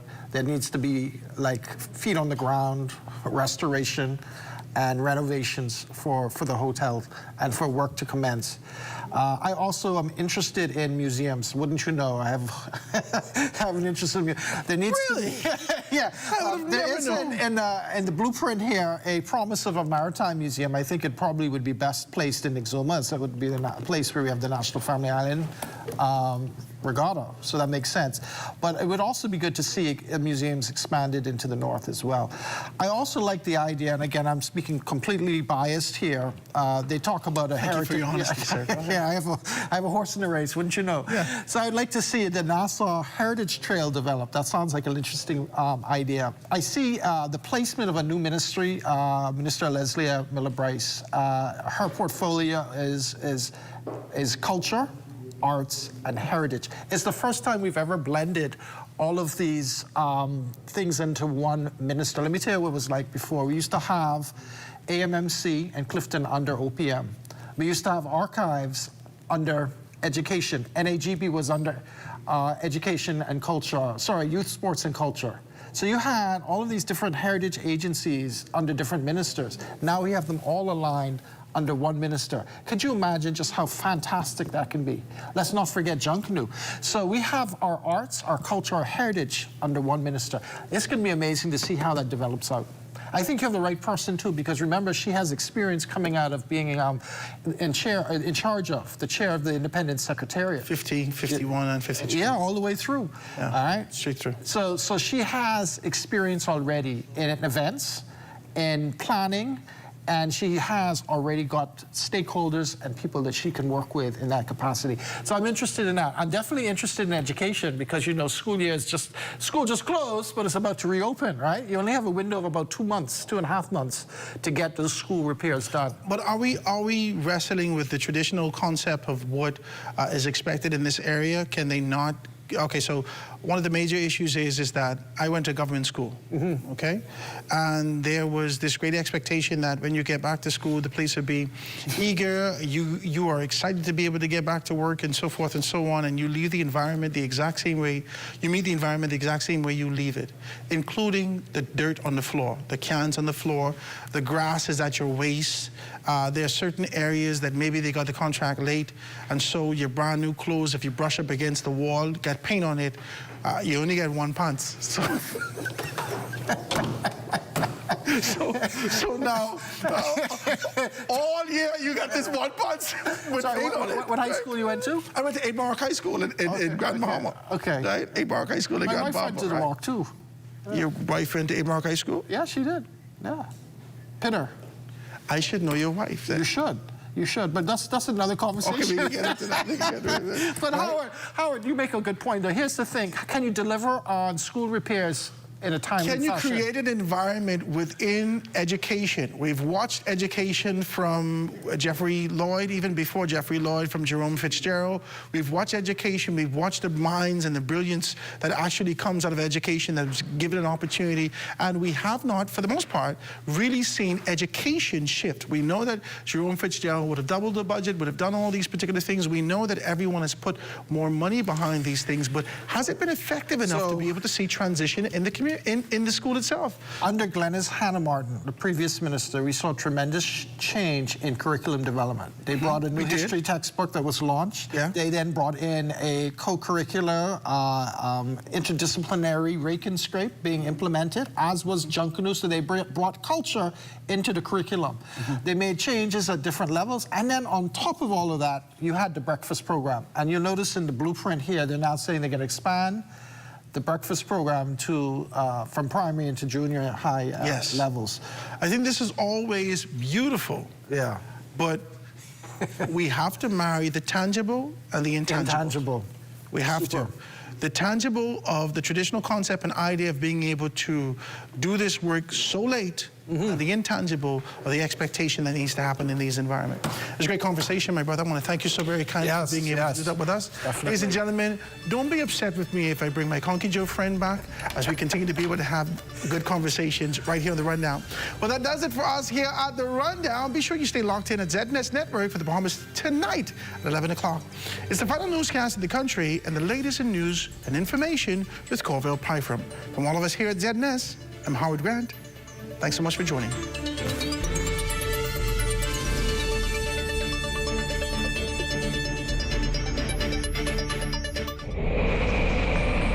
Bahamas. Hurricane season is here. Are you ready? The 2026 Atlantic hurricane season officially runs from June 1st through November 30th. 6 months of staying alert and prepared. Storms are named to help meteorologists, emergency officials, and the public communicate clearly and quickly during dangerous weather events. Hurricanes are also measured using the Saffir-Simpson Hurricane Wind Scale, which ranks storms from categories 1 through 5 based on wind speed and potential damage. And did you know, when a hurricane becomes especially deadly or destructive, its name is permanently retired out of respect for the lives and communities affected. Now is the time to prepare your emergency kit with a portable AM/FM radio. Review your family plans and stay connected to trusted weather information. Preparation today can save lives tomorrow. These are the names of the storms for the 2026 Atlantic hurricane season. Arthur, Bertha, Cristobal, Dolly, Edward, Faye, Gonzalo, Hannah, Isaias, Josephine, Kyle, Leah, Marco, Nana, Omar, Paulette, Renee, Sally, Teddy, Vicky, and Wilfred. This public service announcement was brought to you by the Broadcasting Corporation of the Bahamas in conjunction with the Disaster Risk Management Authority. Battling for Bay is a joke compared to battling colon cancer. You want to protect your quarterback? You need to protect your body. The same way we declare that we will be victorious on Bay Street, it's the same way you will declare that you will be victorious over colon cancer. Colon cancer is the third most common cancer affecting Bahamians. Both men and women are affected equally. Fortunately, colon cancer can be prevented by scheduling routine visits with your doctor, by being aware of the symptoms, and by having some form of colon cancer screening when appropriate. If you're over the age of 45, talk to your doctor about having a colonoscopy today so that you can avoid a conversation about colon cancer tomorrow.